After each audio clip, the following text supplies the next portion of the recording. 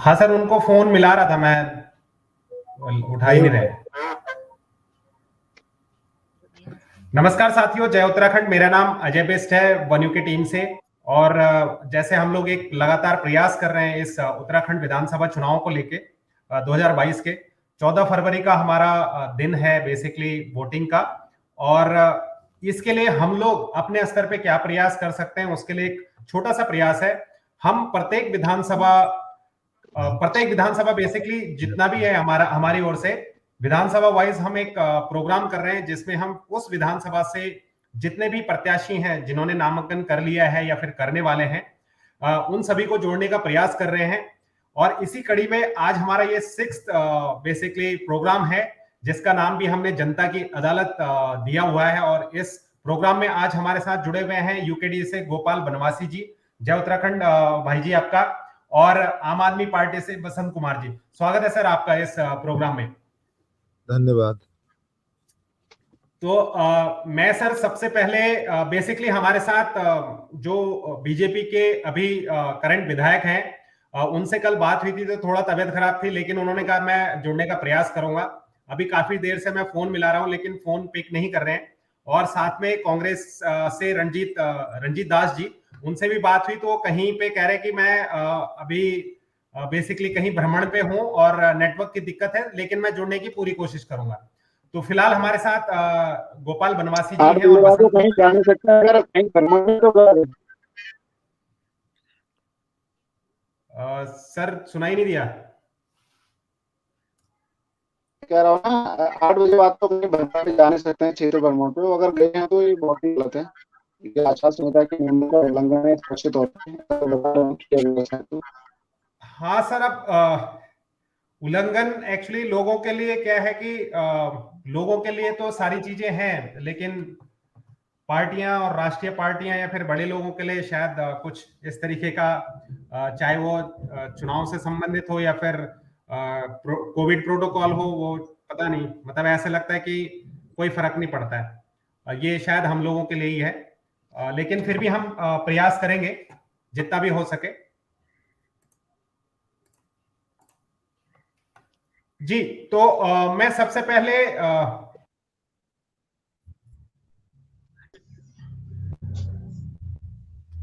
आवाज आ रही है सर?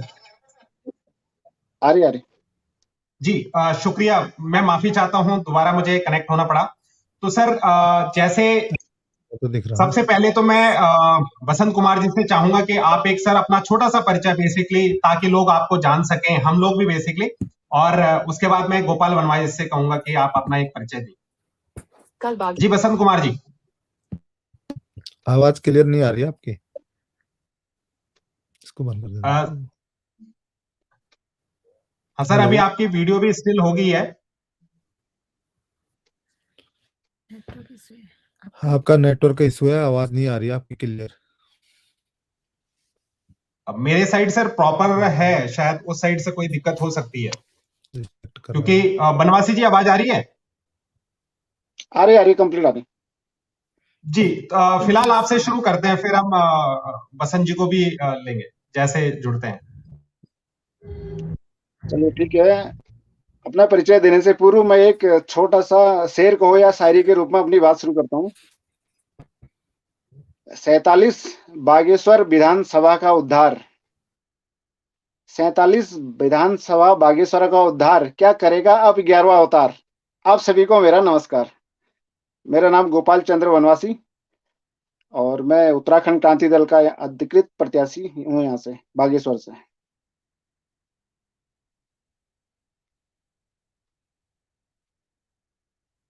आपकी आवाज म्यूट हो गई, आवाज किसी की नहीं आ रही इधर। माफ करना, मैंने ही म्यूट कर दिया था। मैं शुक्रिया बनवासी जी, आपका बहुत बहुत स्वागत है इस प्लेटफॉर्म पे, और धन्यवाद आपका, आपने अपना समय दिया और एक प्रयास किया। बेसिकली हमारा जो एक छोटा सा प्रयास है कि हम बागेश्वर विधानसभा के जो हमारे वोटर्स होंगे या विधानसभा में जितने भी लोग हैं, बेसिकली आप लोगों को पहचाने, जाने और समझे कि आपके उद्देश्य क्या है, किस प्रकार से आप इस विधानसभा को, आपका विजन क्या है। और उसी के चलते हमारे कुछ सवाल होंगे सर, और अभी हमारे साथ आम आदमी पार्टी से जुड़े हुए थे, लेकिन शायद नेटवर्क की दिक्कत है, तो फिलहाल हम गोपाल वनवासी से यूकेडी के प्रत्याशी गोपाल जी से हम शुरू करते हैं। तो गोपाल जी, सबसे पहले मैं ये जानना चाहूंगा सर कि आपके हिसाब से उत्तराखंड राज्य का जो निर्माण हुआ, जो अवधारणा थी, वो क्या थी और क्यों इसका गठन किया गया? देखिए, मतलब इस उत्तराखंड की जो भौगोलिक स्थिति को देखते हुए जो है एक अलग राज्य की मांग की गई थी उत्तराखंड की। और उत्तराखंड राज्य मांगने के साथ साथ उत्तराखंड राज्य आंदोलनकारियों की एक जो है वो सपना था कि क्या कहते हैं, हमारा जो स्थायी राजधानी हो गैरसैंण होगी। यदि जी स्थायी राजधानी गैरसैंण होती है तो गैरसैंण जो है हमारे उत्तराखंड के चहुमुखी विकास का द्वार है। तो हमारे तमाम उत्तराखंडियों ने, उत्तराखंड के लोगों ने बढ़ चढ़कर उस राज्य आंदोलन में भाग लिया था जी और यही सोचकर शायद राज्य बनाया था कि उत्तराखंड की राजधानी गैरसैंण होगी और जो है गैरसैंण से ही उत्तराखंड की तमाम जो है रूपरेखा तय होगी। जी सर।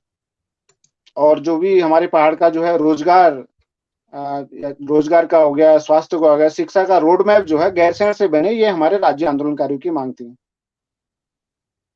तो वर्तमान में कोई भी सरकारें या पिछली सरकारें कोई भी जो है उत्तराखंड राज्य आंदोलनकारियों के जो सपने थे, उनकी जो डिमांड थी, उस पर खरी नहीं उतरी है।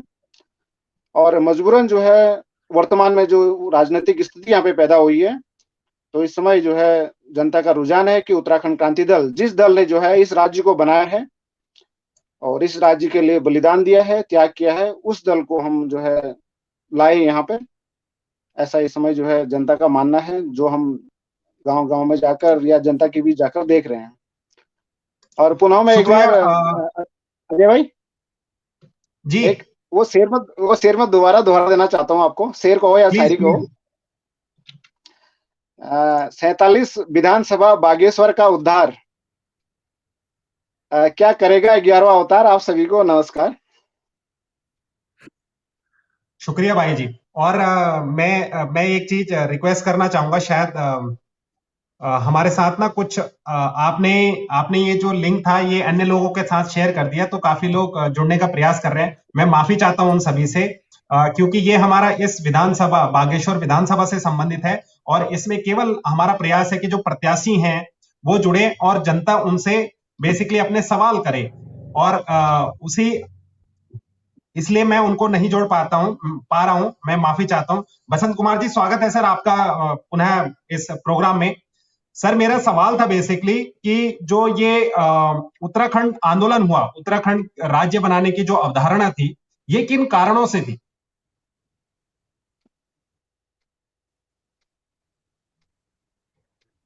बसंत कुमार जी, सुन पा रहे हैं सर आप? जी जी, बताइए बताइए सर। जी सर, ये नेटवर्क सवाल इशू है था शायद कि जो कट रहा। अवधारणा है, उत्तराखंड राज्य जो बनाया गया, ये किन कारणों से बनाया गया?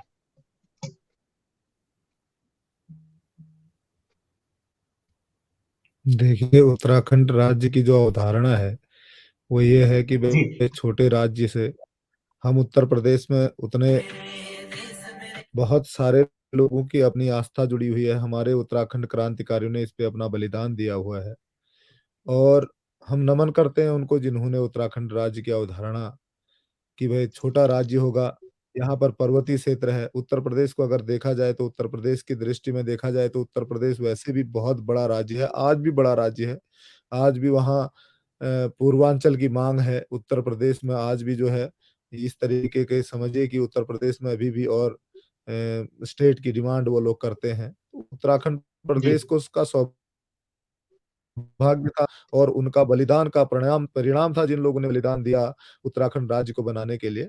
पर उस अवधारणा को आज तक हम अचीव नहीं कर पाए। जिस मानसिकता, जिस सोच के साथ उत्तराखंड राज्य की मांग की गई थी और जिस सौभाग्य के साथ हमें मिला, बशर्ते कि बहुत सारे लोगों ने अपना जीवन का बलिदान देकर हमें उत्तराखंड राज्य दिया है।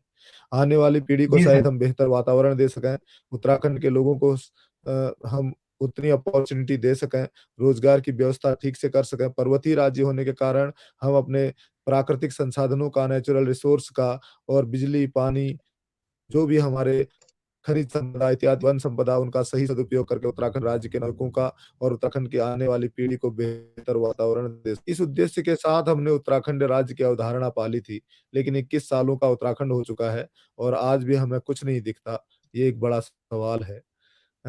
मैं अभी इस डिबेट में, चूंकि नेटवर्क की भी बड़ी प्रॉब्लम आ रही है, आपकी जी क्वेश्चन है या सवाल है वो प्रॉपर तरीके से मुझे सुनाया। मैं एक बात कहना चाहता हूँ, देखिए आपने कहा विधायक जी बीमार हैं और कांग्रेस के जो प्रत्याशी हैं वो जी जो है अभी फिलहाल 8 बजे के बाद भी प्रचार प्रसार कर रहे हैं। तो ये बड़े सवाल हैं कि मीडिया के सामने से मुंह चुराने वाले लोगों को उत्तराखंड की जनता एक दिन जरूर नकारेगी। बिल्कुल सर, ये एक्सक्यूज कहें या फिर क्या है कि हर किसी की बस का नहीं होता सर कि जनता के सवालों को प्लेटफॉर्म पे ले सके और पब्लिक के सामने बेसिकली उनका जवाब दे सके। ये हर किसी के बस का होता भी नहीं है। और हमारे साथ फिर दुर्गेश सिंह जी जुड़ रहे हैं बार बार। मैं दुर्गेश जी, मैं माफी चाहता हूं, एक बार मैं जोड़ लेता हूं दुर्गेश सिंह जी को भी। दुर्गेश जी, जय उत्तराखंड। आप कहां से हैं सर आप? जय उत्तराखंड सर जी, हम यहीं से हैं सर। बहुत अच्छे। अरे ये लिंक कर दिया था, हमारे शहर में बहुत सारे युवा हैं यहाँ से, उनको पता है कि क्षेत्रीयता के बाद एकमात्र हम एक गोपाल ही आदमी है वनवासी जी के बागेश्वर विधानसभा में जो गोपाल वनवासी है। जी जी जी। तो सर ये डिबेट बेसिकली ना प्रत्याशियों को लेके था, इसलिए मैं माफी चाहता हूं, आपको जोड़ नहीं पाऊंगा। नहीं, वो ठीक है सर, लेकिन आपने ना शेयर लिंक किया था तो मैंने कहा यार हमने आना चाहिए। दुर्गेश भाई युवा आप बैन करने की कोशिश कर जो भी हो आप दुर्गेश भाई। ठीक है सर। नहीं नहीं, किसी के समर्थक वो जरूर होंगे, अगर उनको जोड़ लोगे तो शायद उनकी पैरवी कर जाएं, क्योंकि आपके सारे प्रत्याशी के तो यहाँ पर आए नहीं, उनके प्रतिनिधि आ जाए कोई। नहीं नहीं, बिल्कुल। खैर अच्छा है, मैं भी यही सोच रहा था शायद कि जी मनोज जोशी जी भी हमारे साथ जुड़े हुए हैं। स्वागत है सर आपका। तो जी मैं पुनः सर सवाल पे आता हूँ।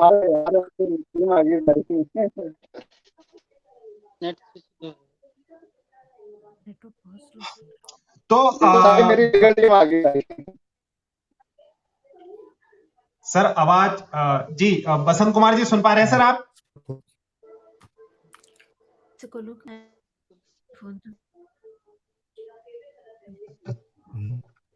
इसमें ये चल जाएगा। हाँ हॉटस्पॉट पहले। सर आवाज आ रही है क्या? नेटवर्क इशू है सर उधर। हाँ, नेटवर्क इशू लगातार लग रहा है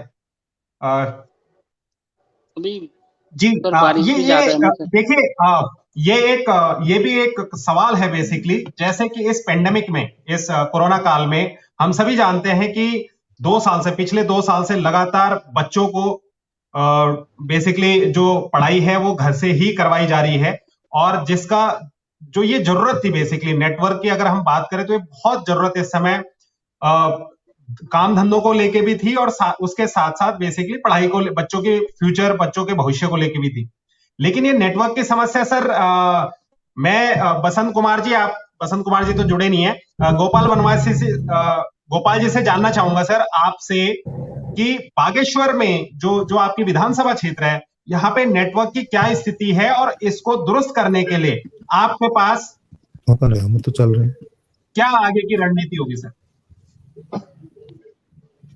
जरूर, क्षेत्रीय जनता और आपको शेयर दो तो आपके जो भी जहाँ भी नेटवर्क की दिक्कत होती है, जैसे हमारा खेड़ा है, सुराग है, और भी क्षेत्र है, और गाड़ी में बहुत सारा सुविधा दी है। बाकी सभी इस्तेमाल करते हो लोग। नेटवर्क इशू है गोपाल भाई।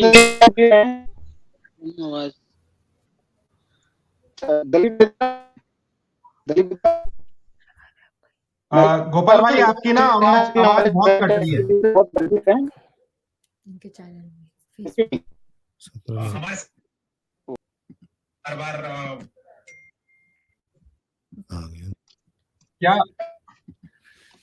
गोपाल भाई आपकी ना आपकी आवाज बहुत कट इसी का है ये नेटवर्क रुक इशू। जाओ, मोबाइल हॉटस्पॉट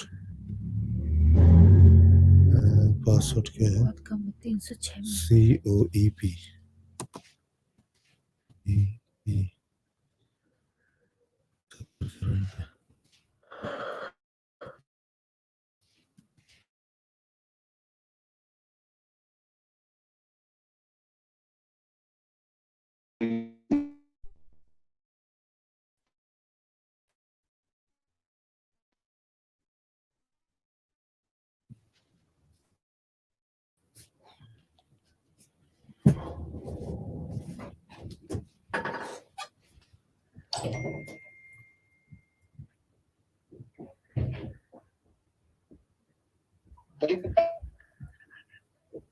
गोपाल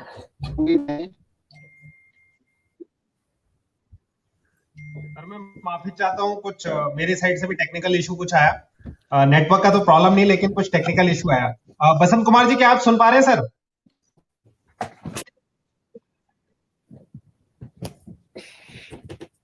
सर आपके शायद मोबाइल का कैमरा दूसरी साइड को हो रखा है।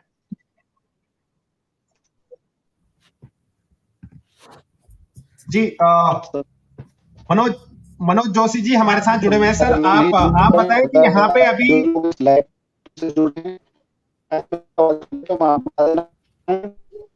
कैसे कर- आशीर्वाद देते हैं, आप लोगों को एहसास हो। आपकी आवाज बहुत कट कट के आ रही है। जी बसंत कुमार जी, आप सुन पा रहे हैं सर? आप और क्या? हेलो, जी सर, आवाज आ रही है? हम तो सुन पा रहे हैं, पर नेटवर्क सभी जगह का जी आ रही है।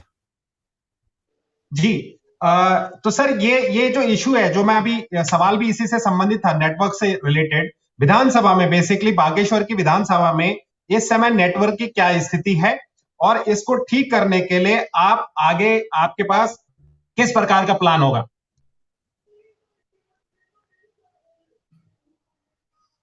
आवाज कुछ भी नहीं सुनाई दे रही है भाई साहब। जोशी जी, आपको आवाज आ रही है सर? हाँ, आपकी आवाज आ रही है। सर आप बताएं। मुझे लगता है कि जो हमारे प्रत्याशी हैं उन तक उनके पास में जहां पे भी वो बैठे हुए हैं, नेटवर्क का इशू चल रहा है। हम्म। जी जोशी जी, एक छोटा सा इंट्रोडक्शन आपकी ओर से, और प्लीज आप बताएं सर कि। मैं मनोज जोशी हूँ। जी मैं वकालत के पेशे से हूँ। जी पूर्व जिलाध्यक्ष उत्तराखंड क्रांति दल, पूर्व छात्र संघ महासचिव बागेश्वर।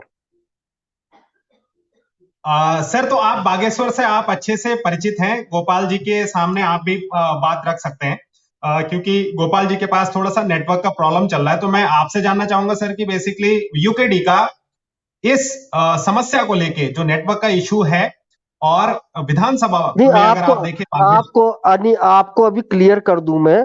अब मैं यूकेडी जी में नहीं हूँ। पहले मैं यूकेडी का जिलाध्यक्ष रहा करीब 8 साल तक। जी स्टूडेंट लाइफ से ही मैं यूकेडी से जुड़ा था, और अभी जी मैंने यूकेडी छोड़ दिया। मैं यूकेडी में नहीं हूँ। तो अभी सर आप व्यक्तिगत तौर पे मतलब कुछ पार्टिसिपेट कर रहे हैं, या फिर नहीं, मैं अभी कांग्रेस से जुड़ा हुआ हूँ। तो सर बहुत अच्छी बात है। तो मैं आपको कहना चाहूंगा कि कांग्रेस से जो इस समय रणजीत जी है, बेसिकली रणजीत दास जी, उनसे संपर्क बनने का मैंने प्रयास किया था, और संपर्क नहीं बन पाया। तो बहुत अच्छी बात है कि आप जुड़ गए। तो सर कांग्रेस की, आप यूकेडी नहीं तो चलो कांग्रेस की मैं बात कर लेता हूं। तो कांग्रेस का इस विधानसभा में अगर आप उनकी ओर से बात रखना चाहें कि आगे का विजन क्या है, इस ये जो नेटवर्क का इशू रहा है, या फिर आगे आप कैसे इसको ठीक करने का प्रयास करेंगे? ऐसा है, इस विधानसभा में जितने भी जी पूर्व में विधायक रहे 15 साल से, क्योंकि जो भी हमारी संचार क्रांति आई है, उसके आए हुए हमें बागेश्वर जनपद में 15-16 साल ही हो रहे हैं। उससे पहले जब तक हमारे कांग्रेस के विधायक राम प्रसाद चमटा जी यहाँ पर थे, तो हर समस्या का निदान उन्होंने किया। जिस प्रकार की उनकी सोच थी, जिस प्रकार की कांग्रेस की सोच थी, तो उस हिसाब से पूरा काम उन्होंने इस विधानसभा के लिए किया। लेकिन दुर्भाग्य कहें कि उसके बाद जब से भारतीय जनता पार्टी के पास ये यहाँ की बागडोर आई हुई है, बागडोर ही कहना चाहिए बागेश्वर विधानसभा की, तब से यहाँ का विकास बिल्कुल अवरुद्ध हो गया है।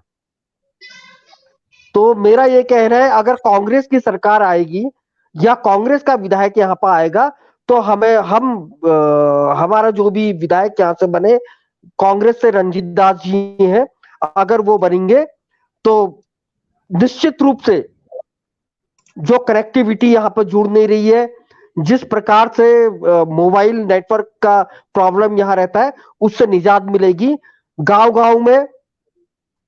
और हम नहीं, सबसे सर, पहले मैं माफी चाहता हूं बेसिकली ये तो डेफिनेट जोशी सर देखिए ये लिया गया चुनाव लड़ने के मूड में है और भैरव नाथ जी भी चुनाव लड़ने के मूड में है।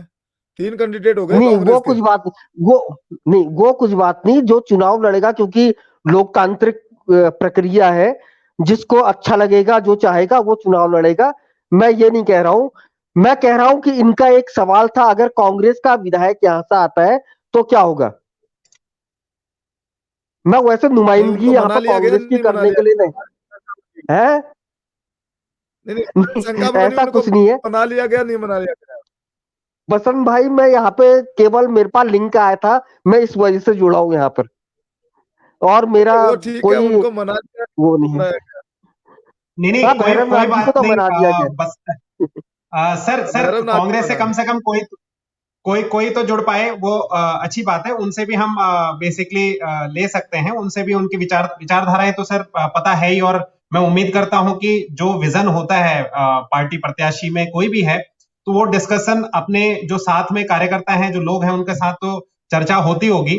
और मुझे पूरा विश्वास है कि आप लोग जब भी कार्यकर्ताओं के साथ मिलते होंगे तो विकास के मुद्दों पे चर्चा जरूर होती होगी कि हम इन समस्याओं का बेसिकली किस प्रकार से समाधान करेंगे। बसंत कुमार जी, मैं बिल्कुल। आपसे जानना चाहूंगा सर कि ये नेटवर्क की समस्या को आप किस तरीके से देखते हैं और किन आगे आपका विजन क्या है बेसिकली इस समस्या को दूर करने का। देखिए, देश में हम लोग जहां तक नेटवर्क की समस्या का सवाल है, तो 5G 6G जो दूसरे कंट्रीज में अब लॉन्च कर दिया गया है, तो भारत में भी होना चाहिए। केंद्र में जिनकी सरकारें चल रही हैं, तो स्पेक्ट्रम पर जो इससे पहले घोटाला हुए हैं, स्पेक्ट्रम पर जो है, जो भी चीजें करनी है नेटवर्क से रिलेटेड, या वो तो केंद्र सरकार का मामला है। स्टेट गवर्नमेंट तो अलग से स्पेक्ट्रम चला नहीं सकती है कि भाई नहीं जी, हमने 5G की जगह पर 6G चला दिया।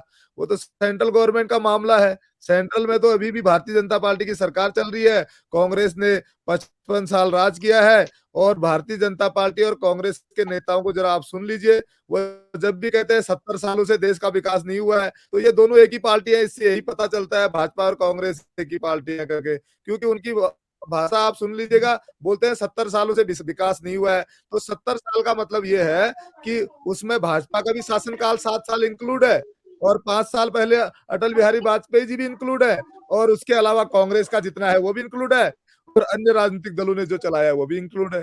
तो ये 70 सालों से खुद ही बोलते हैं कि भारत में विकास नहीं हुआ है। मैं समझता हूं कि अब सरकारें बदलनी चाहिए। सरकारें सर, एक सवाल मैं आपसे ये जानना चाहूंगा और सभी से, एक वोटर को एक वोटर, मतलब मैं अगर व्यक्तिगत अपनी बात करूं, तो जब मैं वोट देने जाऊं तो मैं किस आधार पे वोट दूं? आपकी नजर में मतलब क्या होना चाहिए? मैं दुर्गेश जी से जानना चाहूंगा। दुर्गेश जी मुझे लगता है कि थोड़ा सा अपनी बात भी रख पाएंगे और उनको बोलने का मौका देते हैं। जी दुर्गेश जी। जाति जाति जाति धर्म संप्रदाय के आधार पर तो बिल्कुल नहीं। बिजली, पानी, शिक्षा, स्वास्थ्य और रोजगार के आधार पर आपको वोट करना चाहिए, मेरा मानना ये है। जी दुर्गेश जी, आप क्या कहना चाहते हैं सर? नहीं सर, मैं कहना चाहता हूँ सभी लोगों का, आपने मेरे को ज्वाइन किया, इसके लिए धन्यवाद आप लोगों का। बसंत कुमार जी से मैं उन्हीं को बागेश्वर के निर्वाचन आयोग में मैं एक बताऊं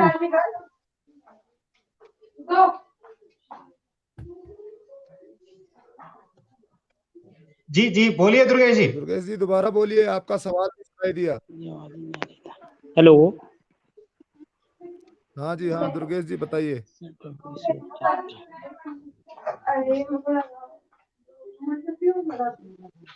बैकग्राउंड से थोड़ा सा साउंड आ रहा है। मैं इसमें कुछ नहीं सुनाई।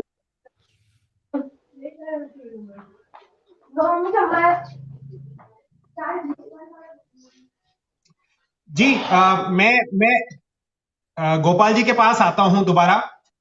तो सर जो आपका विधानसभा क्षेत्र है बेसिकली बागेश्वर, मैं ये जानना चाहता हूं इस विधानसभा में कितने हॉस्पिटल हैं अभी तक? यहाँ जहां पे पे अभी जो है यहाँ पे 2-3 हॉस्पिटल हैं, लेकिन वो भी खाली जी रेफर सेंटर के रूप में हैं। वो सिर्फ एक रेफर सेंटर के रूप में कार्य करते हैं। आज हम दो बात तीन कर रहे हैं यहाँ हॉस्पिटल पे है। जो जी जी एक सामुदायिक स्वास्थ्य केंद्र बैजनाथ है। उसके बाद जी डिस्ट्रिक्ट हॉस्पिटल हॉस्पिटल बागेश्वर है। एक जो है जी कपकोट में है छोटा मोटा हॉस्पिटल, एक इस कांडा साइड है। तो जहाँ पर जी जो है स्टाफ पूरा नहीं है अभी भी, और वहाँ पे कोई भी आधुनिकीकरण उसका नहीं है, वहाँ पे किसी तरह की कोई जांच की सुविधा नहीं है। हम ये कहना चाहते हैं कि 15 साल से जो लोग सत्ता पे हैं, जो सबसे बड़ी पार्टी, विश्व की सबसे बड़ी पार्टी होने का दावा करते हैं, अगर अगर वो लाइव होते तो ज्यादा मजा आता डिबेट करने में। आप क्या कह सकते हैं, हम उनके बारे में अभी कुछ नहीं कह सकते हैं। और वही स्थिति नहीं कांग्रेस नहीं की भी रही यहाँ पे,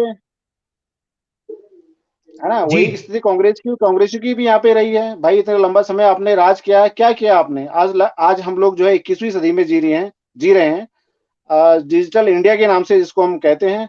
और डिजिटल इंडिया में आज ऐसी स्थिति है कि सिमगड़ी, दाबू, हड़ाब, दाड़िमखेत, जेखेड़ा क्षेत्र में, और ये हरानी क्षेत्र में, थाकला क्षेत्र में, और कोयना क्षेत्र में, और क्या कहते हैं किलाब खेत, लोहागढ़ी आदि क्षेत्रों में जो है आज भी संचार सुविधाएं नहीं है, कोई नेटवर्क की सुविधा नहीं है कि नहीं? हालांकि हमारे बीच में अब हमें तो बड़े गर्व से कहना चाहिए और सीना चौड़ा करके कहना चाहिए कि आज की डेट में हमारे बीच में भगवान श्री कृष्ण का अवतार भी पधार रहे हैं। तो हमसे उम्मीद करते हैं कि हमें आशीर्वाद दीजिए भाई। अ, ये शर्मा, ललित शर्मा जी हैं, उनका एक सवाल है यूकेडी से। तो गोपाल जी आप इसको लेंगे। 21 साल से सत्ता से बाहर क्यों है उत्तराखंड में यूकेडी पार्टी?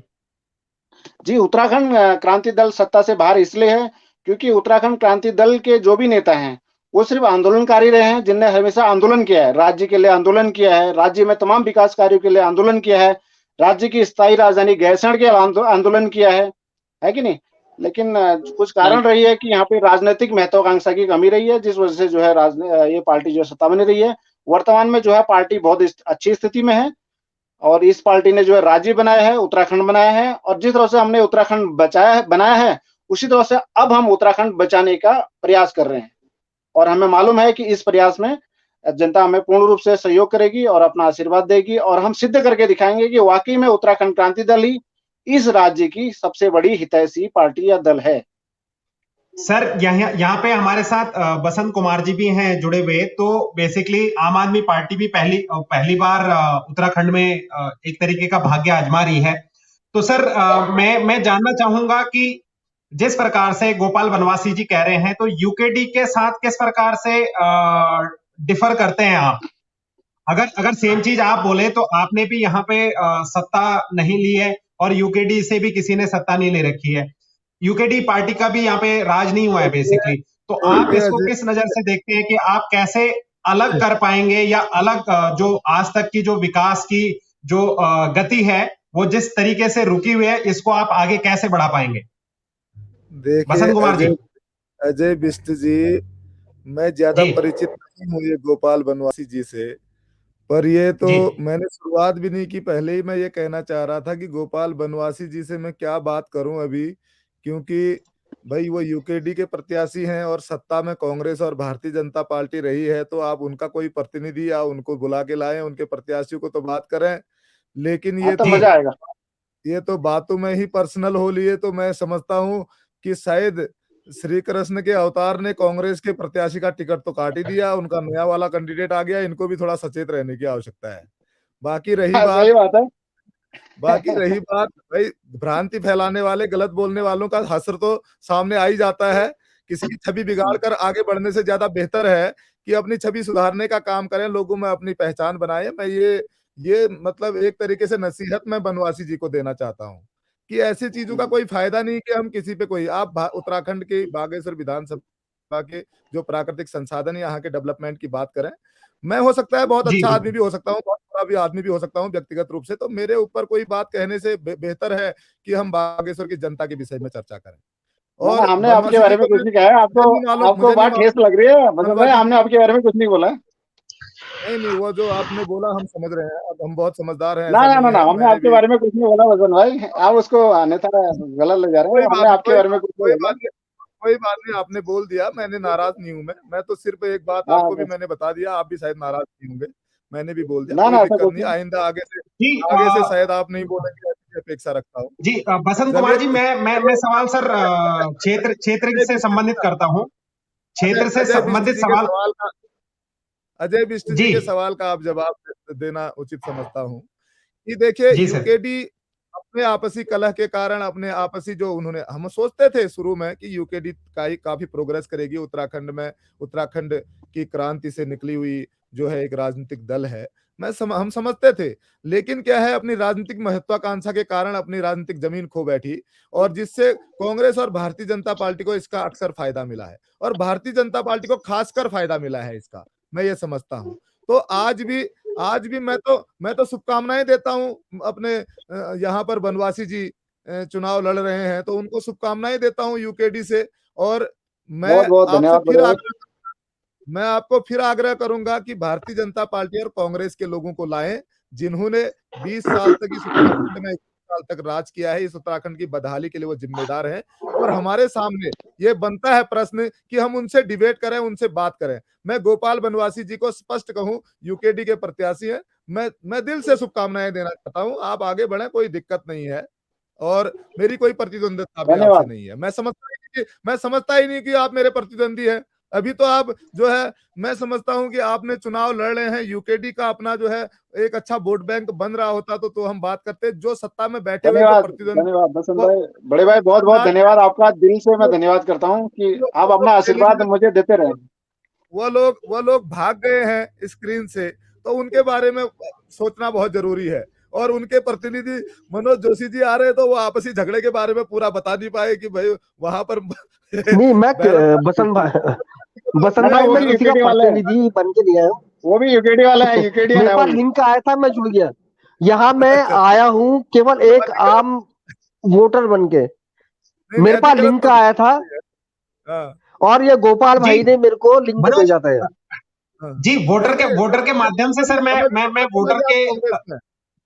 जी वोटर के तरीके से सर आपसे सवाल कर लेता हूं जोशी जी। हाँ जोशी बिल्कुल जी, बिल्कुल आप बिल्कुल।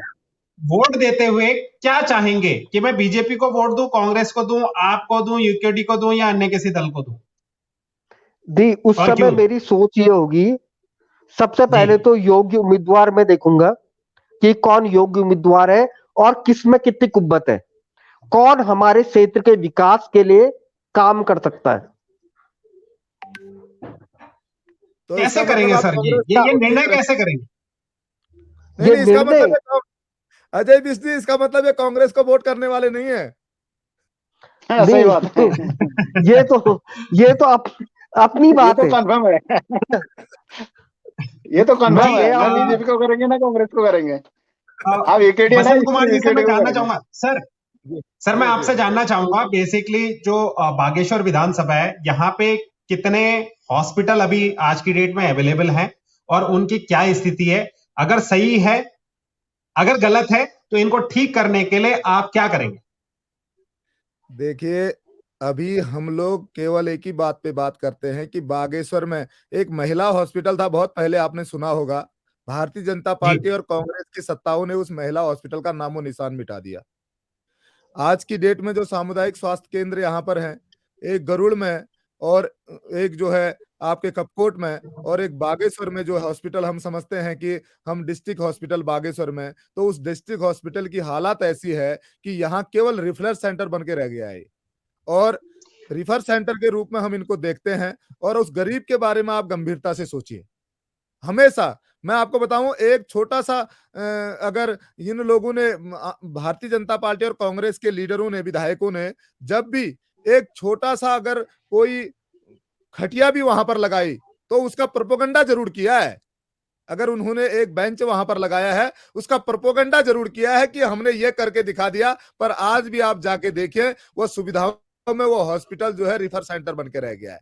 इसलिए हम लोग कहना चाहते हैं कि हम लोग जब आएंगे सत्ता में तो सबसे पहले सुविधाओं से युक्त अस्पताल की व्यवस्था की जाएगी। और सबसे पहले मैं आपको बताऊं, डॉक्टर क्यों नहीं मिलते, इसके पीछे का कारण बता देता हूं आपको मैं। डॉक्टर इसलिए नहीं मिलते कि भारतीय जनता पार्टी और कांग्रेस की सोच यह है कि वह गरीब के बच्चे को कभी डॉक्टर बनाना ही नहीं चाहती है। आप ही बताइए कि गरीब का बेटा क्या 28 लाख रुपया मेडिकल की फीस जमा कर सकता है गरीब आदमी? इसलिए अगर आपको डॉक्टर चाहिए, इनकी मानसिकता ऐसी है कि ये कहते हैं कि गरीब के घर में कुशाग्र बुद्धि बच्चा पैदा हो ही नहीं सकता है, वो कुपोषण का शिकार बच्चा है इनके लिए। ये कहते हैं कि अमीर के घर में ही अच्छा बच्चा पैदा होता है, वही डॉक्टर बन सकता है। इसलिए सबसे पहले वोकेशनल एजुकेशन हो, प्रोफेशनल एजुकेशन हो, चाहे टेक्निकल एजुकेशन हो, एजुकेशन को पूर्ण रूप से मुफ्त किया जाना चाहिए। तभी आपको उचित डॉक्टर मिलेंगे, इंजीनियर मिलेंगे, आईएएस मिलेंगे, पीसीएस मिलेंगे।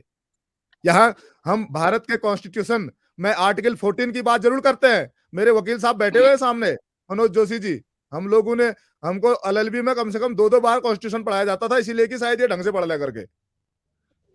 आर्टिकल 14 की बात जरूर करते हैं, लेकिन इक्वल अपॉर्चुनिटी देने में भारत की व्यवस्थाएं सक्षम नहीं रही है। मैं आपको बता दूं, अगर इक्वल अपॉर्चुनिटी देनी है तो एजुकेशन को, चाहे वोकेशनल हो, चाहे टेक्निकल हो, चाहे प्रोफेशनल हो, उसको मुफ्त रूप से करना पड़ेगा। सरकार की जिम्मेदारी होनी चाहिए, भारत के प्रत्येक नागरिक को, चाहे वो गरीब हो चाहे अमीर हो, उसको शिक्षा मुहैया कराए, उसको एजुकेटेड बनाए, एक आदर्श नागरिक बनाने की जिम्मेदारी सरकारों की होनी चाहिए। आज हम रोना रोते हैं कि हमको डॉक्टर नहीं मिल पा रहे हैं। गांव में एक गरीब का बेटा जब डॉक्टर बन जाएगा ना, तो अपने माँ बापों के पास साथ ही रहना पसंद करेगा और आपके हॉस्पिटल में इलाज लेगा। बहुत लेकिन सर समस्या मैंने जो सुनी हुई है पहाड़ों पे, ये भी होता है कि जो जैसे एमबीबीएस डॉक्टर, आप जब एमबीबीएस डॉक्टर को अपॉइंट करते हैं तो मेरी जो जानकारी है, बेसिकली 3-3 लाख रुपए तक सैलरी ऑफर की जाती है, लेकिन वो पहाड़ों पे जाने के लिए तैयार नहीं है। तो ऐसी परिस्थिति में देखिए, जब आप डॉक्टर की बात कर रहे हैं कि अगर एक गरीब के बच्चे को पढ़ने, डेफिनेटली एजुकेशन तो अपनी जगह है ही, उसमें कोई कोताही नहीं है, लेकिन मैं कब बच्चा डॉक्टर बनेगा उसमें तो 5 साल 6 साल वो टाइम पीरियड लगेगा ही लगेगा। आज की डेट में अगर सत्ता बेसिकली आप इस क्षेत्र से प्रतिनिधि चुने जाते हैं, तो आप क्या देखते हैं कि ये जो अभी की समस्या है कि केवल रेफर सेंटर बन रखा है और कुछ नहीं होता उसमें, तो उस समस्या को दूर कैसे करेंगे, वो जानना चाहता हूं बसंत कुमार जी आपसे। देखिए, सबसे बड़ी बात है, अगर एक डॉक्टर है, अगर वह सुविधायुक्त तरीके से रहना चाहता है तो उसको फैसिलिटी मुहैया कराना भी सरकार की जिम्मेदारी है। आप यहां आकर देखिए, उन डॉक्टरों को ऐसी जगहों पर टिकाते हैं कि वो वहां पर रहना वास्तविक पसंद नहीं करेंगे। आप एक आईएएस के लिए अच्छी खासी व्यवस्था बनाते हैं, एक पीसीएस के लिए अच्छी खासी व्यवस्था बनाते हैं, पर एक डॉक्टर के लिए आप बेहतर सुविधा देने का काम नहीं करते हैं। आपको देखना पड़ेगा उसकी सुविधा के बारे में, वो भी एक डॉक्टर है। और सबसे बड़ी बात है, डॉक्टर, मैंने कहा ना, अमीरों के बच्चे ही डॉक्टर बनते रहे हैं, तो अमीरों के बच्चे शहरों से आ रहे हैं और वो अपने मम्मी पापा के, अपने परिवार के नजदीक रहना ही पसंद करते हैं। जब गांव से गरीबों के बच्चे भी, जो कुशाग्र बुद्धि बच्चे हैं, वो डॉक्टर बनने लगेंगे, इंजीनियर बनने लगेंगे, तो वो गाँव में भी काम करना पसंद करेंगे और उनको भी सुविधाएं चाहिए। ये वास्तविकता है। उन हॉस्पिटल में मरीज को जिस कंडीशन में रखते हैं, उसी कंडीशन में डॉक्टर को भी रखा जाता है। यहां पर कोर्टों की और अस्पतालों की हालत बहुत खराब है साहब। जज अपने कोर्ट में बैठकर कैसे, आप जाके किसी डिस्ट्रिक्ट कोर्ट की हालत देख लीजिएगा। वो जो एक एलएलबी था जोशी जी, वो एक एलएलबी वाला जो है पिक्चर बना रखी है, जिसमें वो जॉली एलएलबी लाइट को खींच के नीचे करके बैठा रहता है फाइलों के बीच में।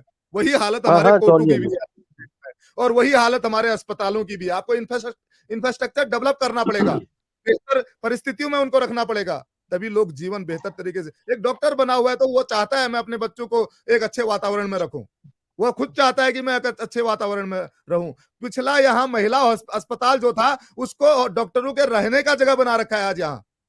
क्यों जोशी जी, यही सच्चाई है ना बागेश्वर में? बिल्कुल सही है, सही। बागेश्वर जो की तो महिला स्थिति, बागेश्वर की स्थिति बहुत दयनीय हो चुकी है।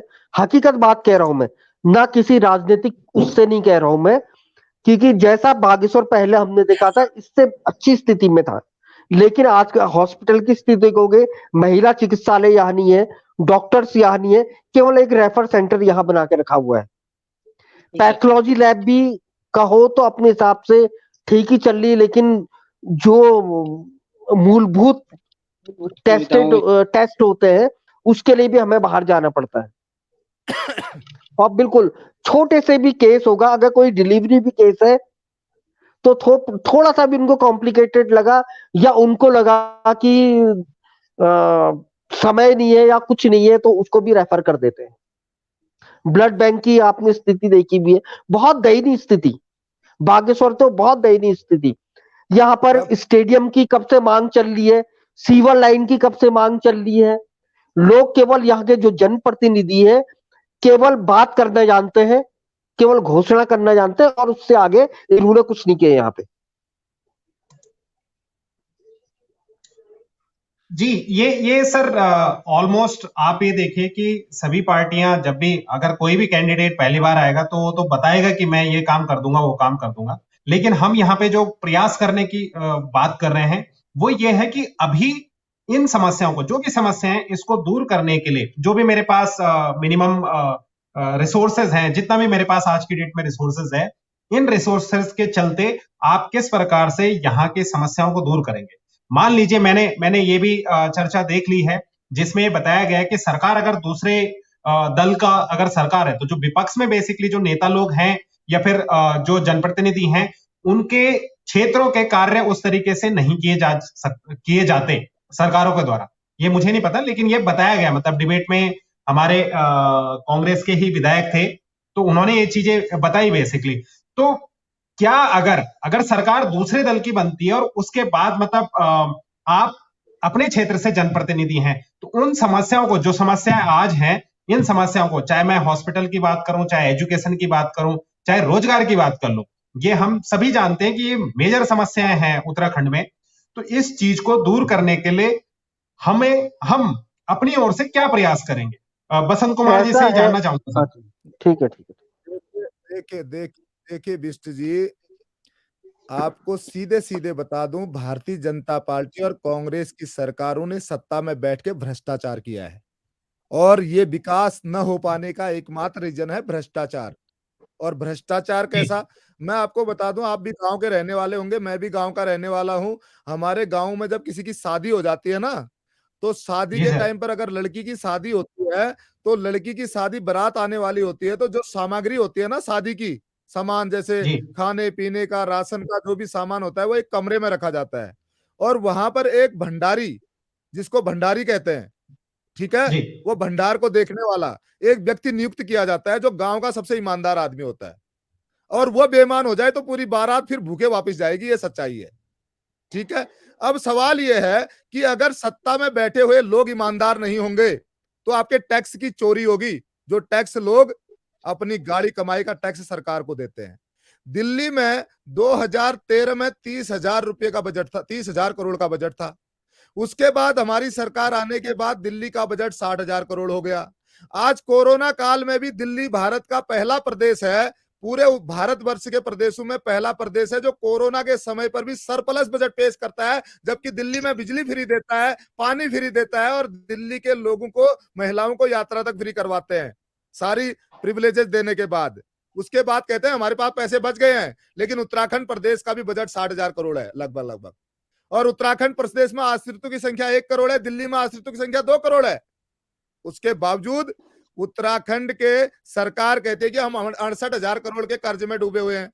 अरे भाई, आपने अस्पताल ठीक किए नहीं, आपने स्कूल ठीक किए नहीं, आपने कोई प्रिविलेजेस दिए नहीं, जनता आज त्रस्त है, तो आप इनको बताना चाहिए कि 68,000 करोड़ के कर्ज में उत्तराखंड प्रदेश कैसे डूब गया। अब चोरी का एक रास्ता बता देता हूं, किसी ठेकेदार से आप कभी पूछ के देख लेना, उस ठेकेदार से कहना भाई तेरे को ठेका मिला था, गुणवत्ता युक्त काम क्यों नहीं किया, तूने अच्छी बिल्डिंग क्यों नहीं बनाई, तो वो बड़ी लाचारी से कहता है भाई साहब मेरे बस का नहीं है, क्योंकि मुझे 40% कमीशन देना पड़ता है। उत्तराखंड के 60,000 करोड़ का 40% 24,000 करोड़ रुपया कमीशन खोरी के नाम पर भ्रष्टाचार करके उसकी दलाली कर दी जाती है। जब ये 24,000 करोड़ बचेगा, उत्तराखंड में कमीशन खोरी को खत्म किया जाएगा, 24,000 करोड़ रुपया बचाया जाएगा, तो हमारे अस्पताल भी ठीक होंगे और हमारे स्कूल भी ठीक होंगे। वह काम केवल एक ही राजनीतिक दल कर सकता है जिसमें ईमानदारी हो। दो तो चोर है, भ्रष्ट है, मैं सीधे सीधे लगा रहा हूँ।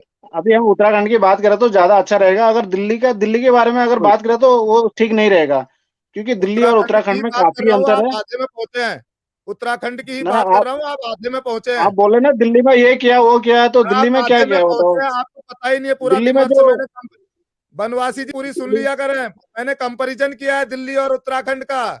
मैंने कहा दिल्ली में हमने वह करके दिखाया, क्योंकि आप सवाल करते बाद में कि ये आप मनगढ़ंत बातें कर रहे हो, इसलिए मैंने एक प्रमाण पत्र पेश किया आपके सामने। समझ रहे हैं मेरी बात को? दिल्ली और उत्तराखंड में भौगोलिक स्थिति बहुत भिन्न है। दिल्ली में सुन लीजिए, दिल्ली में उत्तराखंड में सरकार नहीं आई है, वो भी दिखा देंगे आपको करके।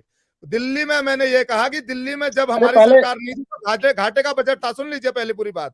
दिल्ली में जब हमारी सरकार नहीं थी, घाटे का बजट था। हमारी सरकार आने पर कोरोना के समय में भी भारत के सभी राज्यों में घाटे का बजट है, और दिल्ली एकमात्र राज्य जहां सरप्लस बजट पेश किया गया है। ये बता रहा हूं मैं आपको, कहने की जरूरत पड़ेगी। अगर कहीं मैंने अच्छा काम किया तो बताना पड़ेगा आपको। नहीं बसंत कुमार जी, मैं भी इस चीज को कहना चाहूंगा यहाँ पे। जो आपने बात कही ना, बेसिकली कि दिल्ली का डेफिनेटली आपने एग्जांपल इसलिए दिया कि हम क्योंकि दिल्ली में ऑलरेडी किया हुआ है तो हम यहाँ पे भी करेंगे, और कमिटमेंट वाली बात नहीं है केवल वो। आपने अच्छी बात दी, लेकिन मैं कह रहा हूं कि दिल्ली की एक्चुअल जो धरातली समस्या है वो तो यहीं के लोग जानते हैं, तो वो हम यहाँ पे आपका काउंटर नहीं कर पाएंगे। और करना चाहे तो मैं तो कर सकता हूँ, मुझे मतलब क्योंकि मैं नियर बाय रहता हूँ तो मुझे अच्छे से पता है कि कहाँ पे क्या चीजें हैं, दिक्कतें किस प्रकार की हैं। जी हम भी कर सकते हैं उसको काउंटर, ऐसी बात नहीं दिल्ली की। हाँ, लेकिन क्योंकि मुद्दा देखिए बिष्ट जी, बनवासी जी काउंटर करें, आप काउंटर करें, या जोशी जी काउंटर करें, कांग्रेस या बीजेपी काउंटर करे, या उत्तराखंड क्रांति दल काउंटर करे, तो इससे फर्क नहीं पड़ता है। फर्क इस बात से पड़ता है कि दिल्ली में रहने वाले निवासी लोग क्या कहते हैं। आज अगर मैं आपको एक चीज बता दूं, परसों बीजेपी के एक प्रवक्ता मेरे प्रोग्राम उस पे बैठे हुए थे, वो बोल रहे थे कि हमने सोशलिटी के माध्यम से हम लोग जो है लोग बता रहे हैं। मैंने कहा भाई जब तुमने अच्छा काम किया है तो बताने की जरूरत क्यों पड़ रही है। मैं समझता हूँ कि अगर हमने दिल्ली में अच्छा किया है तो उत्तराखंड में उसका प्रतिफल हमको जरूर मिलेगा। सवाल केवल इस बात का है कि मैं एक कैलकुलेशन बता रहा हूं। अगर आपको शक है, संभावना है, तो आप सीएजी की रिपोर्ट निकालिए, दिल्ली की भी निकालिए, उत्तराखंड की भी निकालिए। मैं तो कैलकुलेशन बता रहा हूं, मैं तो वो गणित बता रहा हूं जो उत्तराखंड सरकार ने हमको दिया। मैं तो कह रहा हूं कि आग बुझाने के नाम पे 4500 करोड़ रुपए का भ्रष्टाचार करती है उत्तराखंड सरकार। हमने आरटीआई में मांगा, इन्होंने बताया 80 करोड़ रुपया इन्होंने एडवर्टाइजमेंट में लगा दिया। 6 महीने के अंदर हमारे धामी जी ने ये कैलकुलेशन में तब आया क्योंकि हमने आरटीआई में मांगा। वो बता रहे हैं। बसंत कुमार जी आपने अगर भ्रष्टाचार की बात कर ही ली है तो मैं आपसे एक सवाल है सर, मेरा एक सवाल है आम आदमी पार्टी से संबंधित थी। जब आम आदमी पार्टी शुरू हुई थी तो एक पैसे का, एक डोनेशन का हिसाब आपको ऑनलाइन मिल जाता था, चाहे वो किसी ने 1 रुपया दिया या 2 रुपए दिया। आज की डेट में वो ऑनलाइन का लिंक ही गायब है, आखिर ऐसा क्यों? देखिए आप इस बात को कह सकते हैं, पर मैं आपको एक बात बताना चाहता हूँ। आपको चाहिए भाई दिल्ली से उत्तराखंड की तुलना नहीं किया जाना चाहिए। ये देखिए बनवासी जी, बात भ्रष्टाचार की बात यहाँ पे बनवासी जी बात यह आई कि भ्रष्टाचार, जैसे भ्रष्टाचार की बात आई, मैं भ्रष्टाचार के ऊपर ही सवाल था, और सेम हमारे उत्तराखंड के लिए भी बात होती है। बात हमने कही कि यहाँ पे 22,000 करोड़ के लगभग केवल कमीशन खोरी या फिर भ्रष्टाचार में निकल जाता है। और ये सर क्या है ना कि भ्रष्टाचार की अगर बात करें तो ये ग्राउंड लेवल तक है, लास्ट का पैसा जहां पे पहुंचता है, बेसिकली केवल एक हम हायर लेवल की बात ना करें, लेकिन जो ग्राउंड लेवल पे पैसा पहुंचता है, अगर 100 रुपए कहीं पे जाता है, चाहे वो कट कुटा के 40% 50% कट के 100 रुपए जा रहा है, तो उसके बावजूद भी वो 100 रुपए में भी आपको भ्रष्टाचार नजर आएगा, और वहां पे पता चला कि 85 रुपए लगे हैं। तो जो ग्राउंड लेवल की समस्या है बेसिकली, भ्रष्टाचार अजय को, भाई देखिए, आपके पास ये भ्रष्टाचार तो को दूर करने के लिए किस प्रकार से आपके पास प्लान होगा सर? देखिए देखिए अजय भाई, उत्तराखंड में जो है इन राजनीतिक पार्टियों ने, भाजपा और कांग्रेस ने लगातार भ्रष्टाचार किया है। चाहे 2G स्पेक्ट्रम हो या 56 घोटाले हो, चाहे राइस मिल घोटाला हो, चावल घोटाला हो, रुद्रपुर का 600 करोड़ का, बहुत बड़े घोटाले यहाँ पे किए हैं। लेकिन उसके बाद भी वो लोग बचे हैं। लेकिन उनके बीच में एक ऐसा शातिर दिमाग काम करता है। उनने कहा यार ये तो खा ही रहे हैं, क्यों ना हम बीच में जाकर हम भी ऐसा ही करें। तो ये समझकर शायद कोई तीसरी ताकत यहाँ पर, बाहरी ताकत यहाँ पर आने की कोशिश कर रही है, घुसने की कोशिश कर रही है कि इनके बीच में विद्रोह मचाकर हम क्यों ना जो है इस सारे संसाधनों का जो है हम वो अदर चीज के लिए जो है तो क्या उपयोग करें। बनवासी जी, क्या इनको चोरी करने दें? आप हम पे पहले ही शक कर रहे हो, बनने से पहले इनको चोरी करने देते हैं, फिर ऐसा करते हैं। शक आप भी चुप इसलिए हो बैठे रहा हो, है, मैं भी चुप देखिए बैठ जाता हूँ। आप बसंत भी भाई, चुप शक बैठते हो, इसलिए हो मैं रहा भी है, चुप बैठ जाता हूँ। आप तो बसंत भाई मुझे शक का कारण है, बसंत भाई शक का कारण है क्योंकि दिल्ली जो है एक केंद्र शासित प्रदेश है। वहां पे आम आदमी पार्टी का ही जो है पूर्ण रूप से जो है वो शासन वहां पे नहीं है, वहां पे केंद्र सरकार का भी रहता है। उसके उसके बावजूद बावजूद भी जो उसके दिल्ली में बावजूद जो अगर आप ऐसे जो भी करें तो आपको पूर्व नियोजित, उसके बावजूद भी जो पूर्व में जो दिल्ली में जो व्यवस्थाएं बनाई गई है उसको ही जो है कंटिन्यू नहीं रखा गया है। मतलब उस सुविधाओं का ही रखरखाव सही ढंग से नहीं हुआ है। अब जैसे आई फ्री बिजली वाली बात दिल्ली में, एक मिनट बनवासी जी, मैं ऐसी अपेक्षा भी नहीं पालता हूँ कि आप यूकेडी में रह के हमारा समर्थन करेंगे और हमारी तारीफ करेंगे। ऐसी अपेक्षा जी भी मैं जी, नहीं पालता हूँ। कुछ ना कुछ अरे तो नहीं आपको भाई भी का तो कर कहना सकते चाहिए। हैं, आप बड़े भाई हैं। अरे नहीं आप कर जब हमें सकते, आप आशीर्वाद दे विरोध सकते हैं तो हम में खड़े हैं, आपका समर्थन भी कर सकते हैं, आप आपका भी विरोध में जो खड़े है हैं आप ना। मैंने तो सिर्फ शुरू में ही कह दिया, मैं शुभकामनाएं देता हूँ आपको, आगे बढ़िए। हाँ ठीक है, अच्छी बात है, आपका बहुत बहुत धन्यवाद। लेकिन ऐसा नहीं है, इससे मेरा ज्यादा क्या आपसे बोलूं व्यक्ति भाई? विशेष से कोई विरोध भी नहीं है आपसे। आप हमारे बड़े इससे भाई हैं और जो है इससे आप बेहतर हमको आशीर्वाद देते हैं। मैं आपको बताऊं, आज बालकृष्ण जी आम आदमी पार्टी में आने को तैयार है, कल तक मेरे विरोधी थे। और बताओ। ये तो है कर। तो नहीं ऐसा नहीं कुछ सर, नहीं चलो ये होता तो बात है। नहीं है, लेकिन मैं हो जो सकता दिल्ली है की जी बात जी, बता ये रहा सब हूँ, चीजें मेरी तरह। दिल्ली में आप सर पार्टी, दिल्ली की बात बता रहा हूँ ना, दिल्ली में जो है ना मैं जो पूर्व दुर्गेश सिंह जी सरकारों के ने जो पास, वहां पे मैं बनाई गई दुर्गेश थी। सिंह जी के पास आना चाहता हूं। दुर्गेश सिंह जी, आपके एक एक वोटर के तरफ से आपके क्या सवाल हैं अपने जनप्रतिनिधियों से? जी मैं सर, नमस्कार सर। मैं तो सर ये कहना चाहता हूँ एक वोटर की हैसियत से, जी क्यों पहले क्या है ना, पहाड़ के अंदर आप दिल्ली की, मैं सुन रहा था आप दिल्ली की बात कर रहे हो कभी, मतलब जो घोटाले तो सभी जगह है। कोई कोई स्टेट ऐसा नहीं है कि जहाँ की सरकार ने अपने घोटाला नहीं किया, बात कही जाए तो। क्या दिल्ली, हर जगह का हाल यही है। मैं कहता हूँ कि अब जैसे बागेश्वर की बात हुई थी, अपने मैटर यही रखना था कि आज क्या है ना, मूलभूत सुविधाओं से वंचित है अपना पहाड़। पहले बेरोजगारी नंबर 1, जी बेरोजगारी बात भ्रष्टाचार के स्वास्थ्य कारण, विभाग में ऐसी है, कहीं स्कूल दुर्गेश अभी जी, भ्रष्टाचार लॉकडाउन के कारण, सब कुछ नहीं। भ्रष्टाचार के कारण। वो ठीक है आपका कहना, आप मेरी बातों को पूरा होने दीजिए, या तो मैं म्यूट हो जाता हूँ सर। नहीं, मैं कह रहा हूँ भ्रष्टाचार के कारण ये सब है। भ्रष्टाचार के कारण भी आज ये क्या है ना, लोग पलायन कर रहे हैं, मेन मुद्दा है पलायन। अभी क्या है, पलायन भी है मेन मुद्दा। अभी सोशल मीडिया में बहुत ये होटल जॉब वालों के लिए भी बात हुई थी। आप भी सोशल मीडिया बिस्टिसी चलाते हो, बहुत बंदे ऐसे हैं।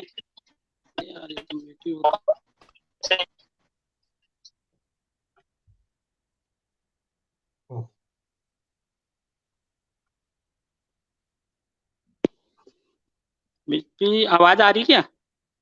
हाँ हाँ, आ रही है, आ रही है, आ रही है मेन सर, ये आ है रही है। कि सर मुझे लग मूलभूत रहा है सुविधाओं कोई से हैकर आ स्कूल गया।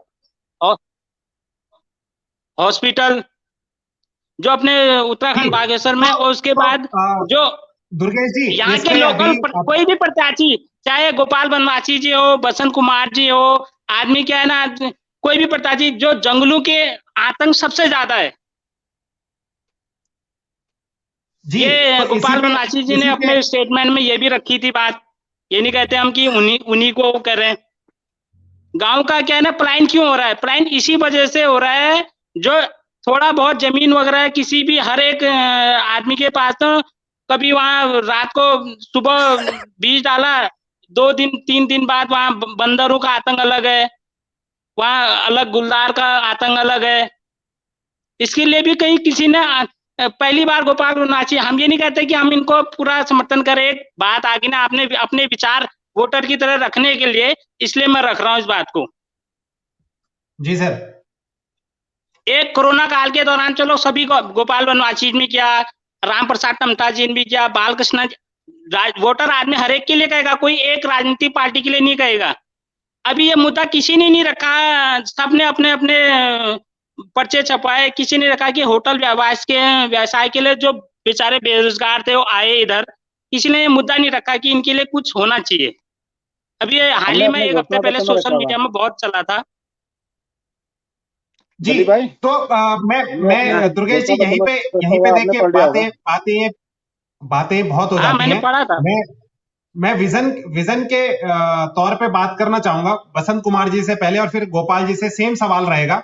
हम जानना चाहते हैं कि बेसिकली आपका विजन रोजगार को लेके, उत्तराखंड में रोजगार किस प्रकार से बढ़ाए जाएंगे, रोजगार के अवसर किस प्रकार से बढ़ाए जाएंगे ताकि युवाओं को रोजगार मिले। बसंत कुमार जी, आपका विजन इसके अपने क्षेत्र के लिए किस प्रकार से होगा रोजगार को लेके, और फिर मैं गोपाल बनवासी से भी पूछना चाहूंगा। जी बसंत कुमार जी।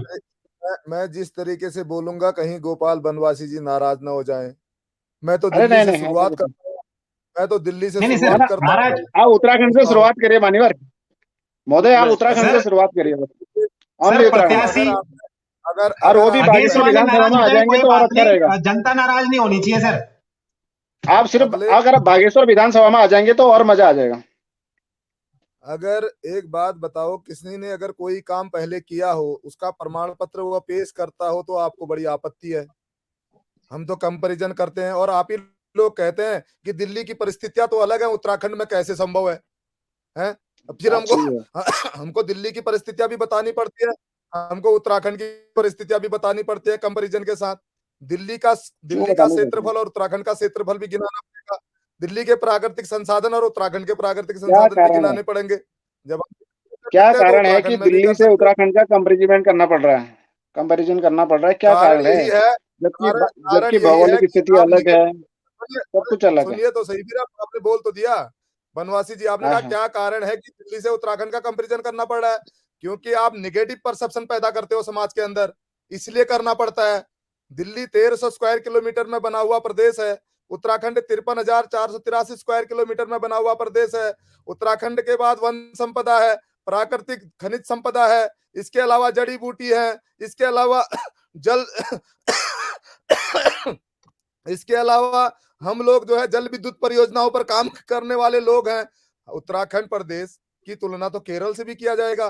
केरल स्पाइस का प्रदेश है, उसके बावजूद भी वहां जो है केरल में मसाले के नाम पर पूरे विश्व में फेमस है, और उसी से अपनी जीवन अपने प्रदेश के लोगों को आत्मनिर्भर बनाए बैठे हैं। तो उत्तराखंड के प्राकृतिक संसाधनों की भी बात करनी पड़ेगी कि हम उत्तराखंड के प्राकृतिक संसाधनों का किस तरीके से बेहतर तरीके से उनको संजोहित करके हम उत्तराखंड के लोगों को रोजगार कैसे दे सकते हैं। उत्तराखंड के जड़ी बूटी की भी बात करनी पड़ेगी। उत्तराखंड में मिनरल वाटर के प्लांट कैसे लगाए जा सकते हैं, वो भी बात करनी पड़ेगी। केवल रामदेव की हर्बल और मेडिसिनल प्लांट यहाँ नहीं चलेगा, प्रत्येक जिले में हर्बल और मेडिसिनल प्लांट स्थापित किया जाना चाहिए, और उत्तराखंड के लोगों को रोजगार देने के लिए विश्व को हर्बल और मेडिसिनल प्रोडक्ट देने वाला प्रदेश उत्तराखंड बन सकता है। खनिज संपदा की बात करें तो एक रियर मिनरल है सॉफ्ट स्टोन, उत्तराखंड में पाया जाता है, जो ब्राजील के बाद सेकंड नंबर पे उत्तराखंड का नंबर आता है विश्व में। और इस पे आधारित उद्योगों की स्थापना अगर उत्तराखंड में की जाए तो यही रोजगार दिया जा सकता है। तो ये बहुत सी चीजें हैं जो हम जब कहते हैं कि दिल्ली में तो बहुत कुछ है, उत्तराखंड में कैसे करोगे, तो मुझे दिल्ली की बात भी बतानी पड़ती है और उत्तराखंड की बात भी बतानी पड़ती है। दिल्ली के आश्रितों की संख्या भी बतानी पड़ती है और उत्तराखंड के आश्रितों की संख्या भी बतानी पड़ती है, और तब अंत में यह शब्द कहना पड़ता है कि जब हम दिल्ली में कर सकते हैं जबकि वहां केंद्र शासित प्रदेश है, तो उत्तराखंड में तो स्वतंत्र सत्ता मिलने वाली है, तो क्यों नहीं कर सकते हैं? आप ही बताइए।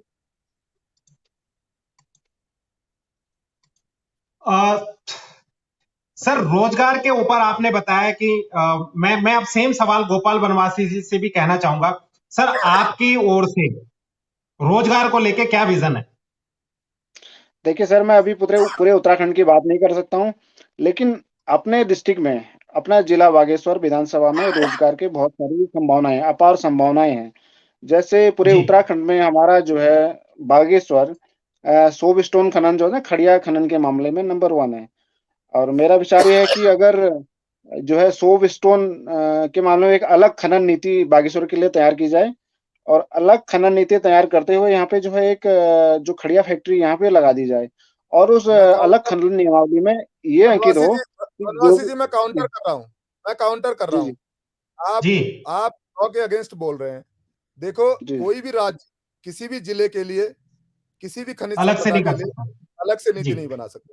थोड़ा सा आप जो है बिल्कुल, ना मैं भी बन यही कहने सकता है वाला सर, था। ये सदन में लाया जा सकता है, एक नहीं, मतलब अब जो फिर वही विधानसभा बात, सदस्य हो उसके द्वारा सदन में प्रस्ताव लाया जा आप सकता अगर है। टेक्निकली देखो, माइंस एक्ट, देखो मैं आपको बताऊं, एमएमडीआर एक्ट 1957 जो है सेंट्रल गवर्नमेंट का एक्ट है। उत्तराखंड प्रदेश को केवल स्टेट लेवल पे पॉलिसी बनाने का राइट है, और पॉलिसी किसी स्टेट पे किसी जिले स्तर पर या किसी पर्टिकुलर जो है क्लस्टर वाइज नहीं बनाई जा सकती। इस बात को आप अच्छी तरह समझते हैं। ना जो है ना खनन मामले में जो है बागेश्वर से बेहतर जिला कोई है भी नहीं, शायद सोप स्टोन उत्तराखंड में एक वो चमोली में आपका थोड़ा ठीक बहुत है, निकलता था, पॉलिसी पूरे स्टेट के लिए बनेगी और साहब, उसके पूरे बाद जिले कुछ के लिए नहीं बन पिथौरागढ़ में है, और बागेश्वर सर्वाधिक है। तो इसमें हम एक स्टेट में पॉलिसी ला सकते हैं कि उत्तराखंड मतलब बागेश्वर में खड़िया खनन का पट्टा उसी को जारी किया जाएगा जो यहाँ पे जो सोप स्टोन बनेगा, फैक्ट्री बनेगी जो वहाँ पे खड़िया देगा, सोप स्टोन वहाँ पे देगा। कॉन्स्टिट्यूशन के अगर खड़िया कॉन्स्टिट्यूशन के फैक्ट्री यहाँ आर्टिकल बनती है, 16 का वायलेशन करने को बोल रहे हैं आप। कॉन्स्टिट्यूशन के आर्टिकल हाँ 16 का वायलेशन, आर्टिकल 14 का वायलेशन करने को बोल रहे हैं आप।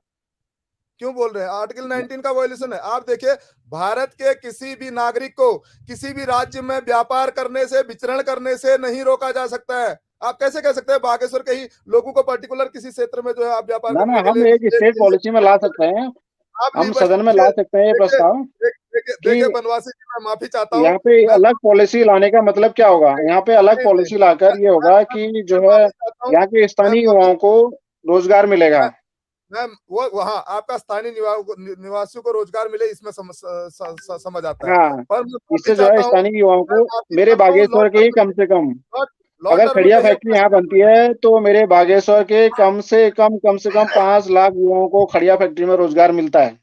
हाँ, फैक्ट्री बनानी चाहिए, इस बात पर हम कंजर करते हैं। और सेकंड यहाँ पे रोजगार और प्लायन कैसे रोका जा सकता है और रोजगार कैसे उपलब्ध हो सकता है। आपने सुना होगा कि गरुड़ में जो पुराना ब्लॉक क्षेत्र है गढ़सेर, वहां पे एक हाँ पेपर मिल हुआ करता था, और जिस पेपर मिल में जो है पूर्व में जो हमारे वर्तमान विधायक हैं चंद्रराम दास जी, उनके द्वारा आग लगा दी गई थी। तो अगर वो होती तो आज की डेट में बहुत अच्छा होता, उससे भी जो है हमारे क्षेत्रीय युवाओं को रोजगार मिलता है। तो मेरा दूसरा यह है कि हमारे वहाँ पे जो है 2-3 पेपर मिल बनाए जा सकते हैं, लगाए जा सकते हैं, जिससे जो है हर क्षेत्र में कम से कम 4-5 लाख युवाओं को रोजगार दिया जा सकता है। अब आप कहेंगे कि पेपर मिल कैसा चलेगा, तो पेपर मिल चलने के लिए हमारे उत्तराखंड में अपार संभावनाएं हैं, जहां से कि करीब मतलब सदियों तक जो है पेपर मिल चलेगा। जैसे आप जानते हो चीड़ है, चीड़ जो है हमारे पहाड़ में किसी काम का नहीं है। ये जहां भी होता है वहां नुकसान ही करता है। गर्मी होती है तो फिर वनाग्नि, वनों में आग वगैरह वगैरह जो है बहुत ज्यादा वन संपदा का भी नुकसान इससे होता है। क्यों ना जो है एक ऐसी पॉलिसी लाया जाए जिससे चीड़ का परिशोधन हो, है ना, जिससे चीड़ कटे और चीड़ की जगह पे कोई दूसरी प्रजाति ऐसी लगाई जाए जिससे कि हमारा जो हम पेपर मिल स्थापित कर रहे हैं एक विशेष पॉलिसी के तहत, तो वो पेपर मिल भी चलता रहे और चीड़ का परिशोधन भी होता रहे, और चीड़ के बाद नई ऐसी प्रजाति लगे जिससे जो है पेपर मिल भी चलता रहे। ऐसे तो है कि हम उत्तराखंड में पलायन को जो है रोक सकते हैं, और व्यापक स्तर पर, युद्ध स्तर पर हम रोजगार उपलब्ध करा सकते हैं। ये दूसरा मैटर ये है, पलायन और रोजगारी दूर करने, पलायन को रोकने के लिए और बेरोजगारी दूर करने के लिए अगर इन मामलों में काम किया जाए तो शायद हम बहुत अग्रणी होंगे। चौथा, हमारे बसंत भाई ने जो बोला था कि क्या कहते हैं यहाँ पे लघु जल विद्युत परियोजनाएं, है ना, जो लघु जल विद्युत परियोजना पे हमें विशेष ध्यान देना चाहिए, और बड़ी परियोजनाओं को हमने रोकना चाहिए। जैसे विष्णुगाड़ परियोजना हुई थी, ये हुई थी, तो बड़ी परियोजनाओं की ओर हमने ध्यान नहीं देना चाहिए। हमें छोटी लघु जल विद्युत परियोजनाओं पर ध्यान देना चाहिए, जिससे क्या होता है सर स्थानीय रोजगार, स्तर पे जो जी है, सर स्थानीय स्तर रोजगार पे को जो है। लेके हमारी हमारी हमारी टीम बेसिकली वन्यू की टीम लगातार एक मांग भी करती आई है। मैं बसंत कुमार जी से और फिर गोपाल जी से जानना चाहूंगा बेसिकली जो हाँ हाँ प्रमुख है रोजगार की मैं बात कर रहा हूं फिलहाल। रोजगार को लेके सर हाँ हम ये मानते हैं कि अगर उत्तराखंड में प्रत्येक व्यक्ति, प्रत्येक परिवार को रोजगार दिया जाए तो पलायन पे हम सबसे पहले जैसे अंकुश लगाया जा सकता है काफी हद तक। जी बसंत जी कुमार हाँ, जी क्या इसमें भी कहेंगे लगाया आप जा इसके सकता है। बारे में और हाँ, इसमें भी लगाया जा वन सकता है, जैसे सिटकुल है, सिटकुल। सिटकुल में जो हमारी यूकेडी की पहली मांग थी कि जो है 75% युवाओं को जो है स्थानीय युवाओं को वहाँ पे वरीयता दी जाए। अगर ये वाला फॉर्मूला भी अगर लागू होता है, 100% नहीं 99% भी अगर लागू होता है, तो इससे भी हम पलायन और बेरोजगारी हद तक जो है दूर कर सकते हैं। परंतु वर्तमान में ऐसा होता नहीं है। नहीं है कि नहीं? वर्तमान में सर कानून तो है, मैं यही कहना चाह रहा हूं सर, कानून तो है, अब होता नहीं है तो करेंगे कैसे? 70% उत्तराखंड के लोगों को सिडकुल में रोजगार दिया जाएगा, ये पॉलिसी ऑलरेडी एग्जिस्ट करती है। पर क्या है, ऑलरेडी है ये जी। कंप्लेंट्स नहीं कर रही है वो इंडस्ट्रियल सेक्टर, और वो गवर्नमेंट उस पर ध्यान नहीं दे रही है, ये कारण है इसका। और दूसरी बात, आपने जैसे कहा कि रोजगार को स्थापित करके हम लोग पलायन को रोक सकते हैं। मैं कह रहा हूं फिर से कि उत्तराखंड प्रदेश में रोजगार स्थापित करने के लिए, मेरी आवाज मिल रही है अजय जी? अजय जी डिस्कनेक्ट हो गए लग रहा है। हाँ, डिस्कनेक्ट हो गया। अब तो किसको सुनाए? आप ही को सुना देता हूँ। पब्लिक सुन तो रही है भाई साहब। नहीं, आ गए अजय जी। आ गया। आप नाराज बहुत रहते हैं मुझसे, पहली बार मुलाकात हो रही है आपसे मेरी। नहीं नहीं सर जी। तो मैं फिर से कह रहा जी हूँ बसंत कुमार सर, मैं जी, थोड़ा सा एक्सप्लेन करूं कि आपको जी ये प्लीज समझना पड़ेगा उत्तराखंड में जड़ी बूटी विदोहन की नीति क्या है। जी एक्चुअली क्या है, उत्तराखंड में जड़ी बूटी विदोहन की नीति को पूर्ण रूप से रिस्ट्रिक्टेड किया गया है, और केवल एक भेषज संघ करके एक संस्था है, एनजीओ, गवर्नमेंट ऑर्गेनाइजेशन, वो इस पर इन्वॉल्व है, और मंत्रियों की आवभगत के लिए, उनके भ्रष्टाचार के लिए, उनकी स्मगलिंग के लिए इस पूरे सिस्टम को तैयार किया जाता है।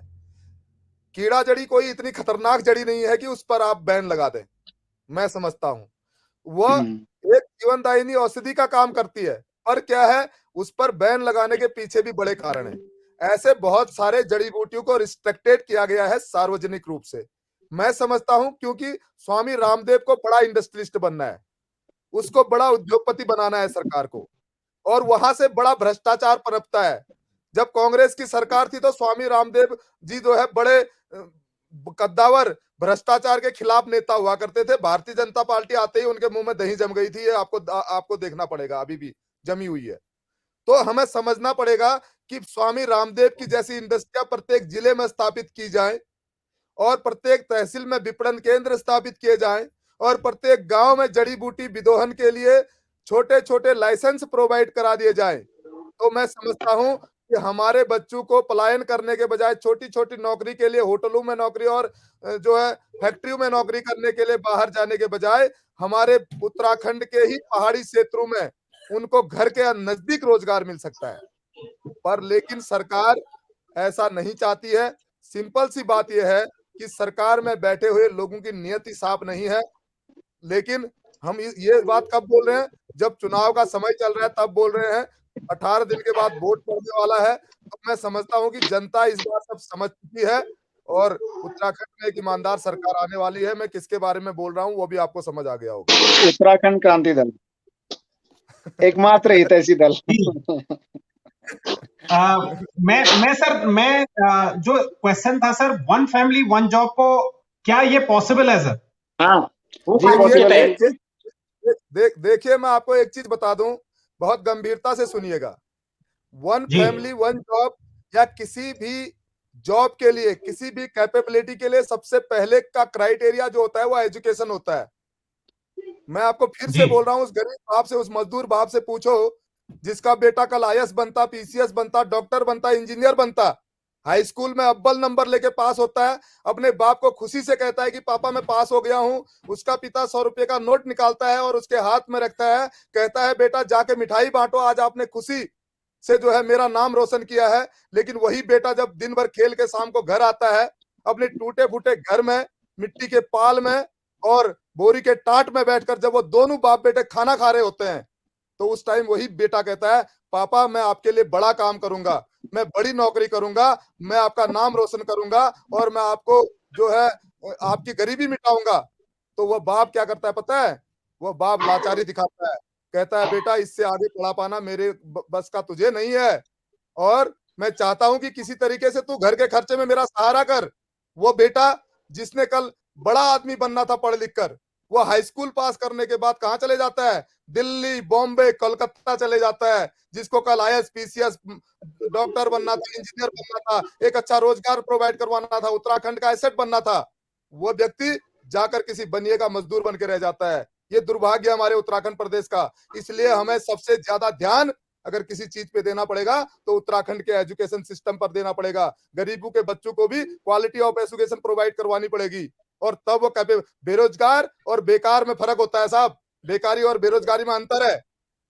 बेरोजगार उसे कहते हैं जो कैपेबल तो है, पर हम उसको रोजगार प्रोवाइड करा पाने में असमर्थ हैं। उत्तराखंड के लिटरेसी दर को ज्ञात कर लीजिए। 2011 की प्लानिंग कमीशन की रिपोर्ट पढ़िए, उत्तराखंड का लिटरेसी दर 72% है। इसका मतलब 28 लोग आज भी उत्तराखंड में अपना दस्तखत करना नहीं जानते, अपना नाम लिखना नहीं जानते हैं। एजुकेशन दर का तो कभी रिकॉर्ड निकाला ही नहीं इन्होंने।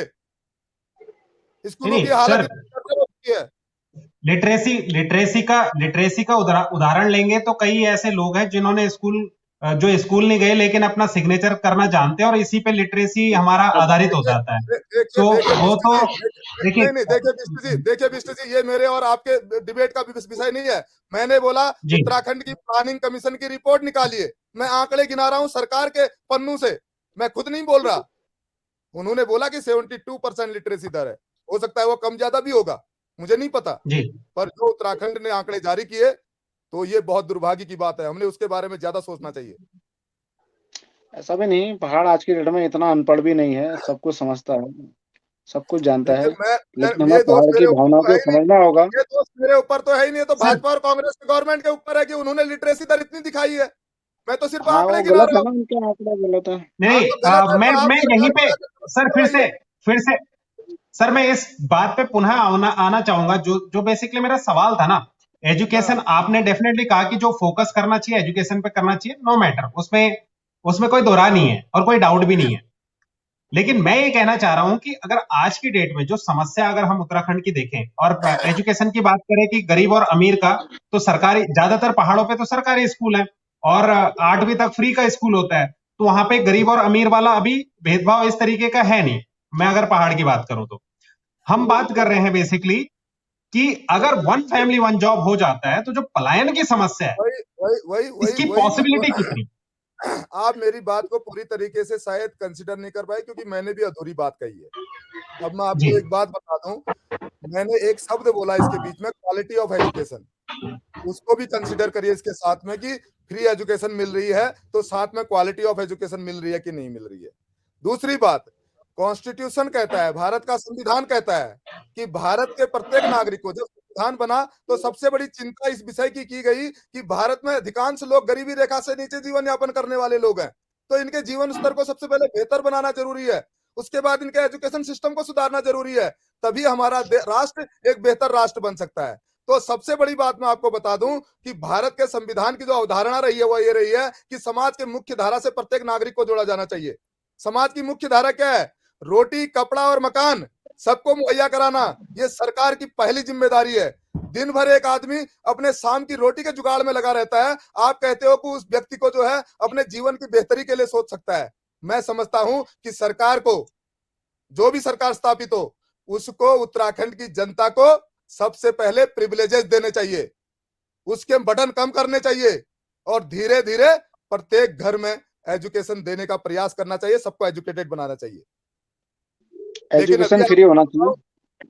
अभी मैं आपको बताऊं, आप सीधे सीधे बोल दो कि सबको हम रोजगार दे देते हैं, आप बता दीजिए ऐसे डिपार्टमेंट, रोजगार की परिभाषा क्या है? अगर नरेंद्र मोदी जी वाली है तो फिर तो आप किसी को भी दे दीजिए पकौड़ी तलने का रोजगार, कोई प्रॉब्लम नहीं है। लेकिन सर आम आदमी पार्टी ने तो ये कमिट किया ही है, वन फैमिली वन जॉब, और जब तक नहीं मिलेगा तब तक 5,000 रुपए हम देंगे। फिर भी देखो, अब एक सेंटेंस जोड़ दिया ना आपने, जब तक जॉब नहीं दे पाएंगे 5,000 रुपया प्रतिमाह बेरोजगारी भत्ता देंगे। मैं वही बात बोल रहा हूं फिर से कि उनको कैपेबल बनाने तक हम उनको प्रिविलेज करेंगे।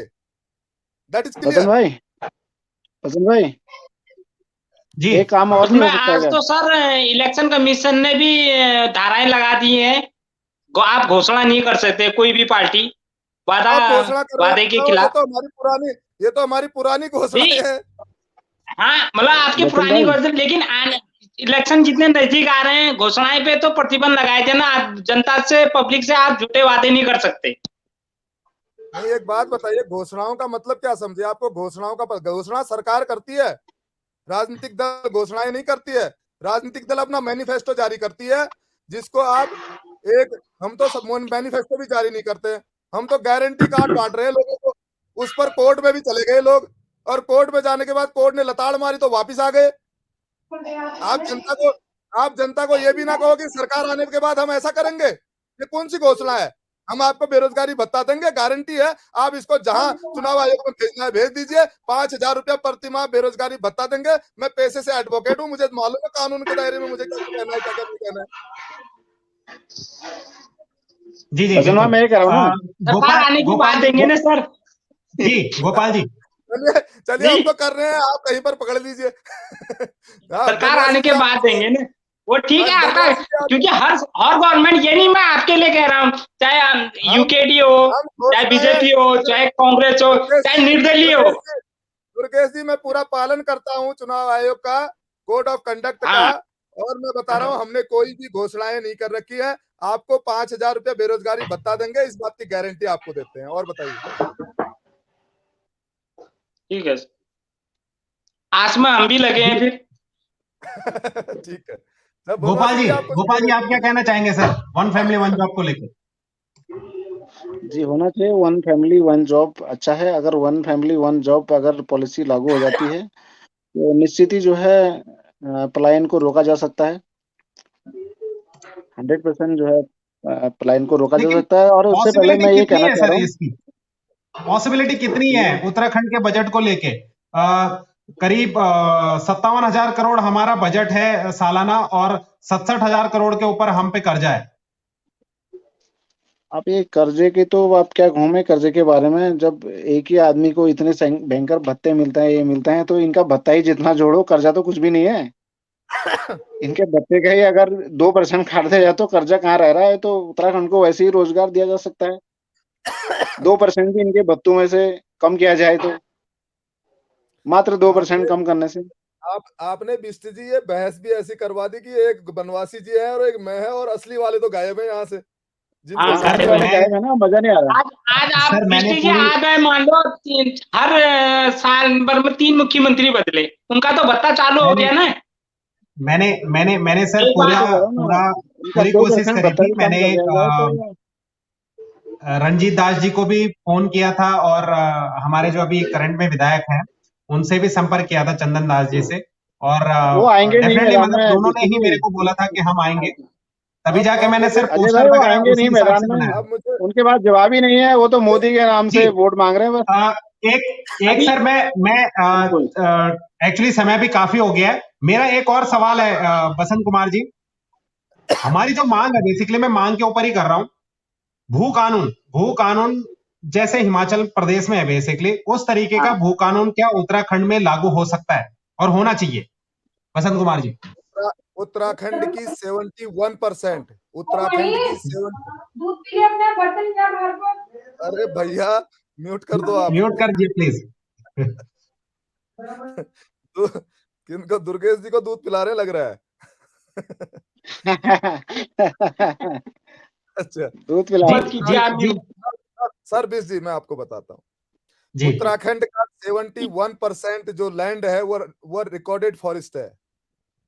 ठीक है, जी कितना? 71% लैंड 1%। रिकॉर्डेड फॉरेस्ट है। उसका जी मालिक, उसका टाइटल कौन है? सेंट्रल गवर्नमेंट है।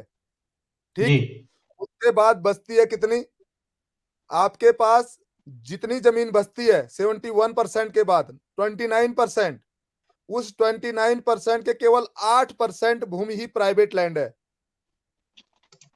ठीक, और 8% भूमि के लिए आप लोग इतनी चर्चा करें, इससे पहले सवाल ये खड़ा होना चाहिए कि उत्तराखंड के भूमिहीनों को भूमि दान किए जाने का, और फॉरेस्ट लैंड जो 71% है उसमें से 10% डिसफॉरेस्ट करके भूमिहीनों को भूमि कब वितरित की जाएगी कि वो बेचने लायक तो हो। आदमी के पास घर बनाने के लिए तो जमीन है नहीं। नहीं। और हम लोग एक सशक्त भू कानून की भी बात कर रहे हैं। और बेचता कौन है? बेचता एक गरीब आदमी है, सक्षम आदमी कभी नहीं बेचता। और नाप सवाल भूमि इस में तो माफियाओं का अड्डा रहता पहले ही। है मैं नाप भूमि में तो पहले ही खनन माफिया पैदा हो जाते हाँ, हैं। नाप जमीनें सब माफियों का अड्डा है, वो तो राइट है। अब कहाँ जाएगा, गरीब आदमी जाएगा कहाँ?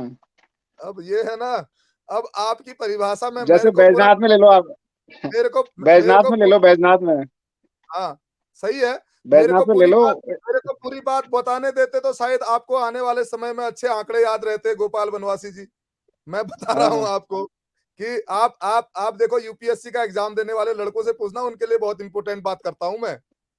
उन हम्म। बेचारों को जो है ना, उनको आंकड़े याद रखने पड़ते हैं सारी चीजों के। और अभी तक मैंने जितनी डिबेट्स में अपनी बात रखी होंगी, तो बहुत सी जी टेक्निकल बातें हैं। मैं आपको समझता हूं कि ऐसी हवा में हम ये कर देंगे वो कर देंगे कहने से कुछ नहीं होने वाला। हम सारे उत्तराखंड के बजट सिस्टम पर आते हैं, उसके बाद हमें पता चलता है हमारी कैलकुलेशन साफ सुथरी होनी चाहिए। सवाल लोग बहुत कर रहे हैं हमसे कि जो कांग्रेस बीजेपी नहीं कर पाई, आप क्यों दावा करते हैं कि हम करके दिखा देंगे? तो हमें जवाब देना पड़ता है उनको। हमें एक एक चीज कैलकुलेशन के साथ बतानी पड़ती है कि हमारा ब्लूप्रिंट क्या है इसके लिए। तो मैं समझता हूं कि इस उत्तराखंड प्रदेश में जो सबसे पहला काम होना चाहिए भू कानून से पहले, वह होना चाहिए कि सेंट्रल गवर्नमेंट ने जो डायरेक्शन दिए, अंतर्राष्ट्रीय पर्यावरण कानून के तहत जो डायरेक्शन दिए, वकील साहब बैठे हुए हैं यहाँ पर, ये भी आंकड़े दुरुस्त कर सकते हैं आपके। अंतर्राष्ट्रीय पर्यावरण कानून के तहत पर्वतीय राज्यों को अपने राज्यों में, पर्वतीय राज्यों में 60% तक फॉरेस्ट लैंड को, डेंस फॉरेस्ट को क्रिएट करने का काम दिया गया कि डेंस फॉरेस्ट बढ़ाइए। और उत्तराखंड प्रदेश में डेंस फॉरेस्ट आज कितना है पता है? 24%। आपको उसको मैक्सिमम अचीवमेंट पर भी कहां पहुंचाना है? 60% पर। और 71% आपके पास रिकॉर्डेड फॉरेस्ट है। आज भी अगर आपकी डबल इंजन की सरकार काम कर जाए तो 11% भूमि, 8% में पूरा एग्रीकल्चरल हो रहा है, 11% भूमि और मिल सकती है हमको उत्तराखंड प्रदेश में, जो कि भूमिहीनों को एग्रीकल्चरल के लिए दिया जा सके, उत्तराखंड के लोगों को आत्मनिर्भर बनाने के लिए। बस सवाल सोच का है, सवाल आंकड़ों का है, सवाल कैलकुलेशन का है। आपको देखना पड़ेगा हर किसी चीज को। हम लोग एक सशक्त भू कानून की मांग करते हैं और उसका समर्थन भी करते हैं, लेकिन उसके पीछे के आंकड़े भी हमने आपको गिना दिए कि उत्तराखंड के लोगों के पास जमीन भी होनी चाहिए, वो इंटाइटल भी होनी चाहिए। आज नुजुल भूमि के मुद्दे को क्यों नहीं उठाया जाता है? नुजुल भूमि के मुद्दे को क्यों नहीं उठाया जाता है? आप हल्द्वानी में चले जाइए, दमवा ढूंगा में, आज भी जमीन के ऊपर जो घर बना हुआ है उसके नीचे जमीन नहीं है, हवा में घर बना हुआ है वो। हाँ, वो तो खाली नजूल। और बागेश्वर में ही मनोज जोशी जी, नुजुल भूमि पर लोग कितना लड़ रहे हैं। और 40 साल में एक बंदोबस्त आ जाना चाहिए। इन सरकारों से मैं पूछना चाहता हूं कि कितने साल हो गए बंदोबस्त को? 1962 में पहला मतलब बंदोबस्त।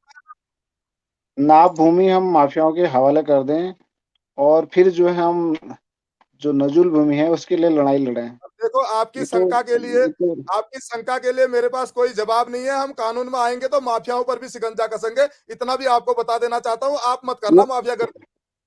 ना ना, वो तो हमने शुरू कर रखा है यहाँ पे, शुरू कर अभी रखा पूरे है तो फिर उत्तराखंड में। देखेंगे। फिर शुरू कर रखे तो साथ देंगे, शुरू कर रखे तो हम साथ हाँ, देंगे आपको। तो इसी इतनी बागेश्वर शंका में ही मत कम से करिए, कम। इतनी शंका मत करिए। कानून व्यवस्था, लॉ एंड ऑर्डर बिल्कुल सशक्त होगा हमारी सरकार में, ये भी आपको बता देना चाहते हैं। जी शुक्रिया शुक्रिया सर। गोपाल बनवास से मेरा सेम ही सवाल रहेगा भू कानून को लेके सर। जी, भू कानून लागू होना चाहिए, सशक्त हिमाचल की तर्ज पे भू कानून लागू होना चाहिए उत्तराखंड में, ये जो हम भी चाहते हैं। और क्या कारण रहे होंगे सर बसंत कुमार जी की बीजेपी की गवर्नमेंट जिस प्रकार से कह रही थी कि हमने बेसिकली कमेटी गठित की है और उसका जल्द ही रिजल्ट आएगा, और हम लोग बेसिकली जनता भी उम्मीद कर रही थी कि शायद चुनाव से पहले कुछ ना कुछ डेफिनेटली आएगा। तो क्या कारण रहे होंगे सर कि जो अभी बना नहीं पाया? मैं सर आपको एक बात बता दूं कि भारतीय जी जनता पार्टी और कांग्रेस दोनों कॉरपोरेट राजनीतिक दल हैं। कॉरपोरेट राजनीतिक दल मैंने क्यों कहा? इनका संबंध हमेशा इंडस्ट्रियलिस्ट से, भूमाफियाओं से, जो समाज में धन धरती का जो असमान वितरण है उसमें सबसे ज्यादा जिन्होंने अचीव किया है, उनसे इनका संबंध है। और इसलिए ये उनके विरुद्ध कोई ठोस कदम उठाना नहीं चाहते हैं। ये मुख्य कारण है कि ये लोग ऐसा सशक्त भू कानून, जमीन पर कब्जा करने वाले लोग भी इन्हीं के साथ खड़े हैं। वो जो माफिया जी गर्दी वाली बात बनवासी जी कह रहे थे ना, भू माफिया, वो भू माफिया भारतीय जनता पार्टी और कांग्रेस में शामिल है, इसलिए वो लोग नहीं कर सकते हैं। शायद बनवासी जी आए तो कर देंगे, क्योंकि उनके साथ मुझे लग रहा है माफिया लोग कम है। जी। तो मुख्य मुख्य रूप से कारण ये रहा है कि क्योंकि इनके साथ ही वो लोग जुड़े हुए हैं, जिसकी वजह से ये वो कर नहीं पाए, मतलब ये करेंगे ही नहीं। बिल्कुल, कभी नहीं करेंगे, बस दिखाते गोपाल जी, रहेंगे। आपकी क्या राय है इससे संबंधित? गोपाल जी तो डिस्कनेक्ट हो गए। मेरा भी स्क्रीन शायद कुछ मुझे ऐसा लग रहा है कि लॉक सा हो रखा है। मैं बसंत मनोज जोशी जी हैं यहाँ पे। मनोज जोशी जी, आप क्या कहते हैं सर? आप एडवोकेट भी हैं, तो क्या पॉसिबिलिटी क्या है सर इसकी? सर उनका म्यूट तो ऑन कर दीजिए आप पहले। वो खुद कर पा रहे हैं? नहीं, मनोज जोशी जी अनम्यूट है। नहीं, म्यूट आ रहा है उनका। म्यूट है उनका। जोशी जी अनम्यूट करो। वो वहीं से लैपटॉप पे हो जाता नीचे माइक पे। जो आगे वाला माइक दिख रहा है उस पे अंगुली लगाओ।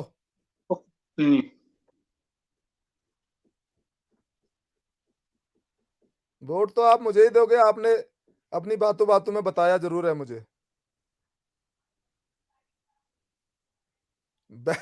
बेस्ट की भी कोई परिभाषा जरूर होती होगी जोशी जी। सॉरी सर, मैं माफी आपका चाहता हूँ, बिना कुछ हैंग हाँ, हो जा रहा है टेक्निकल बार-बार। प्रॉब्लम की वजह से।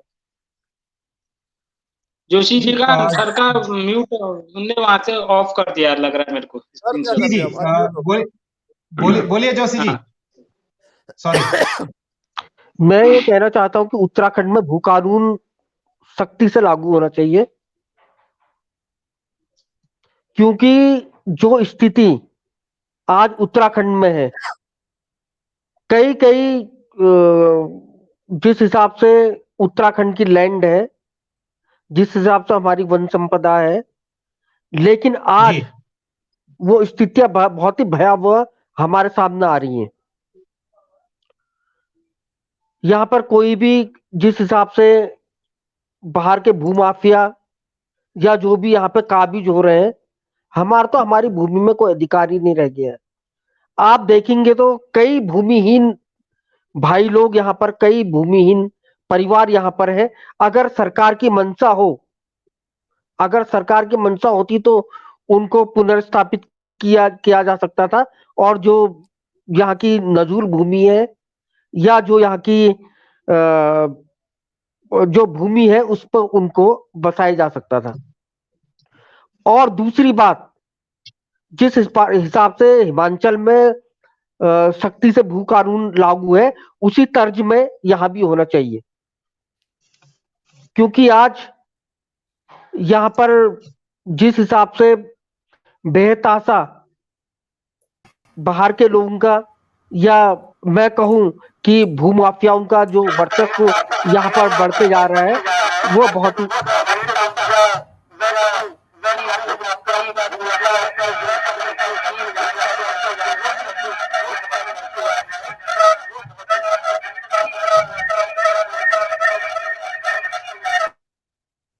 वो सोचनीय विषय मेरे को लग रहा है यहाँ पर। इसलिए भू नहीं कानून हुआ यहाँ पर अभी। लागू होना चाहिए, और बहुत ज्यादा सख्ती से। यही मेरा विचार है।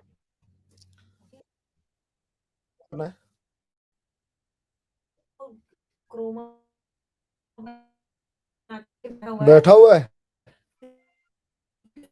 ओके बस हो गया।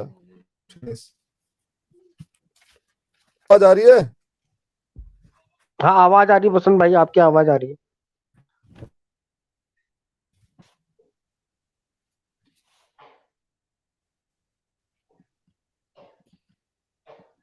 जोशी जी मैं हाँ माफी चाहता हूँ सर, ये मैं कुछ डिस्टरबेंस आ गई डिवाइस की।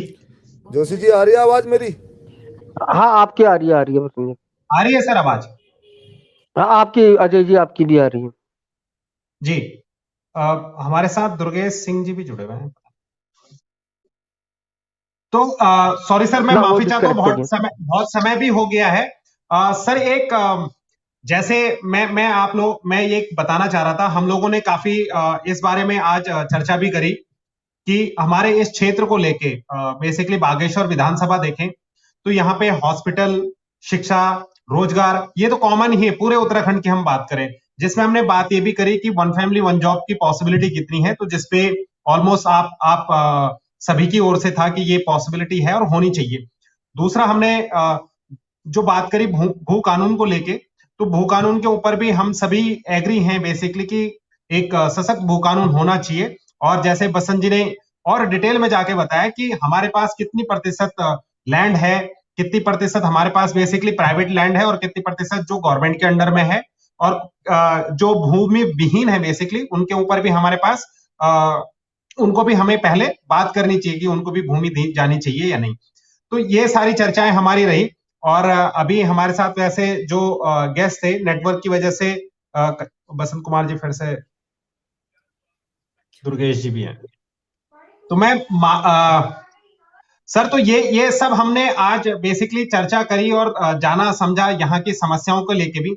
एक जो बागेश्वर की मुझे जो जानकारी है बेसिकली, पानी की बहुत समस्या, बहुत गांव में बहुत ज्यादा समस्या है पानी को लेके, जिसमें बेसिकली अगर आप देखें तो गवर्नमेंट का एक हर घर नल का भी एक स्कीम आई थी, लेकिन नल तो कई जगह कई गांव में शायद लगे भी, लेकिन पानी नहीं पहुंच पाया।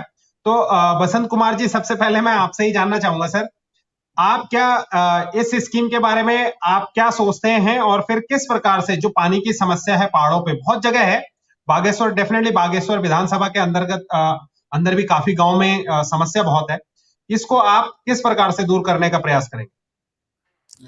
देखिए, पहला वादा है कि बिजली फ्री देंगे, तो इसी से आपको समझ आ जाना चाहिए कि हम पानी की व्यवस्था कितनी बेहतर तरीके से कर सकते हैं। जब हमने कहा बिजली फ्री करेंगे, तो स्वाभाविक बात है कि उत्तराखंड में पावर हाउस है, और जहां तक पानी पहाड़ में पहुंचाने का सवाल है, जहां भी मैं अभी तक गया, बगल में एक नदी होती है और वो गहराई में पानी बहता है, और एक नेचुरल प्रोसेस है कि नदी जमीन का कटाव करती है, लोग नदी के ऊपर छोर छोर पे पहाड़ पे चोटी पे रह जाते हैं और पानी नदी की गहराई पर बहता है। तो ज्यादातर पानी ज्यादातर जगहों पर लिफ्ट करके ही प्रोवाइड करवाना पड़ेगा। और हमने जैसा जी कि कहा कि बिजली हम मुफ्त करेंगे, तो वो इक्विपमेंट ज्यादा से ज्यादा स्थापित करे जाएंगे, और पानी जगह जगह पर लिफ्ट करके पहाड़ों में सिंचाई के लिए भी और पीने के लिए भी, एग्रीकल्चरल की व्यवस्था को बेहतर करने के लिए, आत्मनिर्भर बनाने के लिए भी, और पीने के लिए भी, और अन्य प्रकार की जरूरतों के लिए भी पानी की सबसे पहले पूर्ति की जाएगी। भारतीय जनता पार्टी के घर घर नल घर घर जल की जो पोल खुलती है वो तब खुलती है। हमारे प्रचारक जा रहे थे, परसों हम लोग प्रचार करने जा रहे थे, तो हमने ट्राई किया नल खोल के, हमने कहा पानी आ रहा है नहीं, तो फिर उन्होंने एक वीडियो बनाई उसकी, बोला नल तो है पर जल नहीं, और जी उसको जो है फेसबुक पे डाला भी। तो ये केवल नल लगाने, और नल क्यों लगाते हैं मैं बता दूं आपको, उस नल लगाने में इनको बड़ा कमीशन मिलता है, क्योंकि एक ठेकेदार को ठेका देना पड़ता है, और वहां से 40% का कमीशन आता है, और वो घर घर जल की स्कीम में करोड़ों हजार रुपए, कई सौ हजार करोड़ का जो है घोटाला हो चुका है। ठीक है, पानी है नहीं, आपके पास स्रोत कहीं है नहीं, टेप पानी किया नहीं और लिफ्ट पानी किया नहीं, किस बिना पे, किस आधार पे आप पानी प्रोवाइड करने का दावा कर रहे हो भाई? क्या पानी पहाड़ की चोटी से निकलता है, जैसे शिव जी की जटाओं से निकलता है, ऊपर से वो क्या कहते हैं, जैसे पिक्चर में दिखाते हैं वैसे निकलता है क्या पानी पहाड़ से? हमारी नदियां हमारे सतह पर बहती हैं, इस बात को समझना पड़ेगा। और सतह पर नदी बहती है तो पानी को लोगों तक पहुंचाने के लिए पहले उसको चोटी पर लिफ्ट करना पड़ेगा, और लिफ्ट करने के लिए ऊर्जा की जरूरत पड़ेगी। और वो ऊर्जा मैं आपको बताऊं, एक उड़खुली नाम का गांव है हमारे बागेश्वर में, उस गांव के लोगों के वहां पानी लिफ्ट करके आता है, तो एक बार 1.5 लाख रुपया उनका गांव का बिजली का बिल, वो पानी के जो लिफ्ट करने वाली इंजन लगा हुआ है उस पर जो बिजली प्रोवाइड की गई थी बिजली विभाग द्वारा, वो बिल जो है गांव वालों के सर पे पड़ा हुआ था, और वो रोज डीएम के वहां चक्कर रहे थे कि साहब इसको माफ करवा दीजिए, हमारे गांव वाले इसको दे पाने में सक्षम नहीं है। तो इसलिए हमें समझना पड़ेगा कि सारे डिपार्टमेंटों का एक कोलैबोरेशन बनाकर बेहतर तरीके से लोगों को, बस इसमें बाकी कुछ नहीं है, पूरे डिबेट एक ही विमर्श है कि सदनियति और सद्भावना वालों को सत्ता पर भेजना पड़ेगा तो काम ठीक हो जाएगा। बिल्कुल सर, हमारा भी पूरे यही सत्ता प्रयास का है सर। 5 साल में हम जितना काम करने वाले हैं उसका ब्लूप्रिंट आपके सामने प्रस्तुत कर पाना। जी सर, हमारा भी इस डिबेट से, ये लाइव चर्चाओं से यही एक जो उद्देश्य है वो भी यही है कि हम जो क्षेत्र की जनता है, जो लोग हैं, वो समझ सके कि मेरी हमारे जो आवाज नहीं मिल पा प्रत्याशी रही हैं है। बेसिकली। हाँ सर, आपका डिस्कनेक्ट हुआ था थोड़ी देर के लिए। सर मैं ये कह रहा था कि हम लोगों का भी बेसिकली ये डिबेट का एक यही मकसद है कि जो जनता है बेसिकली, जो विधानसभा के लोग हैं, वो समझ पाए कि हमारे प्रत्याशी कौन है, उनके क्या विजन है, क्षेत्र की समस्याओं से कितना अवगत है, और क्षेत्र की समस्याओं को दूर करने के लिए उनका क्या प्रयास रहेगा। विजन क्या है, आज सोच तो होनी चाहिए। काम तो मैं कल जाके करूंगा डेफिनेटली, जब मौका मिलेगा तो काम करूंगा, लेकिन आज मैं उन समस्याओं को लेके क्या सोचता हूं और उनका निराकरण मेरे दिमाग में क्या है, फिर मैं किस प्रकार से उसको आगे एग्जीक्यूट कर पाऊंगा। तो इन्हीं एक यही प्रयास था सर। और मैं सभी जो भी पैनलिस्ट जुड़े, जो भी साथी जुड़ पाए, उन सभी का बहुत बहुत धन्यवाद। बसंत कुमार जी, आपने भी बहुत समय दिया हमारे साथ। यूकेडी से गोपाल जी भी थे, और मनोज जोशी जी, आपका भी बहुत बहुत समय लिया सर। मैं एक आखिरी सर, मनोज जोशी जी, आप क्या कहना चाहेंगे इन चुनावों को लेके, और क्षेत्र की जनता से बेसिकली क्या एक रिक्वेस्ट आपकी रहेगी? मैं क्षेत्र की जनता से केवल यही आग्रह करना चाहूंगा कि अधिक से अधिक संख्या में अपने पोलिंग बूथ में जाकर अपना मतदान करें, और एक निष्पक्ष और जो कि जनता के बीच में रहने वाले, और जो कि जनता के समस्याओं का निराकरण कर सके, इस प्रकार के जनप्रतिनिधि को यहाँ पर चुन के भेजे, जो कि क्षेत्र की समस्याओं का निदान करे और यहाँ का विकास करे। मेरा जनता से यही निवेदन रहेगा। जी जी जी। एक सर शॉर्ट में एक बेसिकली काफी लोग आजकल क्या मतलब, ये समस्या भी है सर पहाड़ों पे। जिस प्रकार से जब हम भी गांव में रहते थे तो उस समय खेती वगैरह बहुत करते थे, लेकिन आज की डेट में जंगली जानवरों की वजह से बहुत जगह खेती बर्बाद भी हो गई, और काफी हद तक खेत वगैरह बंजर भी हो गए। तो इस समस्या का निराकरण किस प्रकार से हम देखते हैं, बसंत कुमार जी?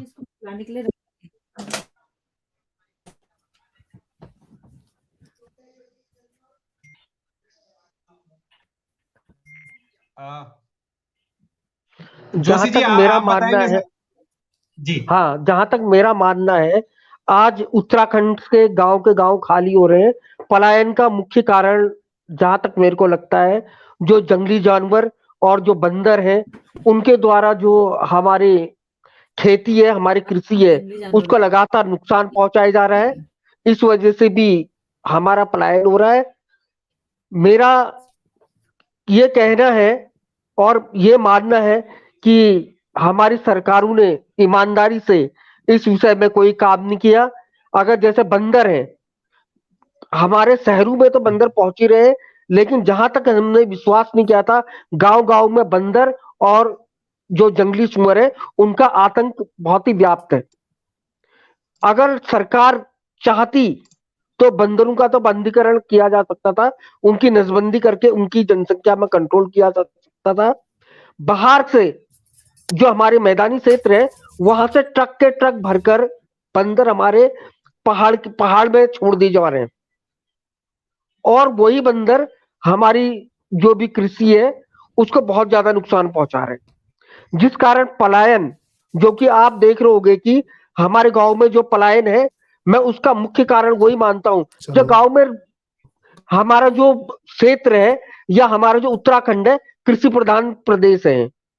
जब कृषि नहीं बचेगी, जब किसान के पास करने लायक कुछ नहीं होगा, तो वो क्या करेगा बताइए आप? अगर उसकी जो फसल है उसको जंगली सुअर नष्ट कर दे रही है, बंदर नष्ट कर दे रहा है, तो उसके पास कुछ बचा ही नहीं। अगर अपनी पेट की आग तो हर किसी को बुझानी है, इसलिए शहर की तरफ यहाँ का जो आम नागरिक है वो शहर की तरफ यहाँ से पलायन कर रहा है। तो इसके लिए जी सरकार बिल्कुल को और जो बिल्कुल, यहाँ पे ये जो भी एक मेजर जनप्रतिनिधि मेजर समस्या बने रही है हैं सर। या जो आने वाले हैं, हाँ, मुझे तो मुझे उनको ऐसा लगता है गंभीरता से कि सोचना पड़ेगा।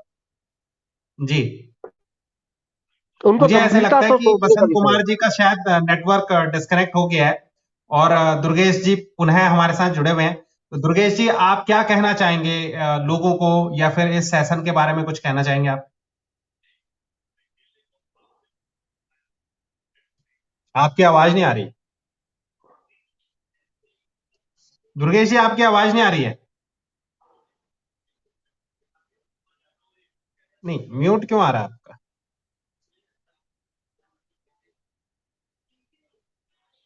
अनम्यूट की आवाज नहीं आ रही सर आपकी।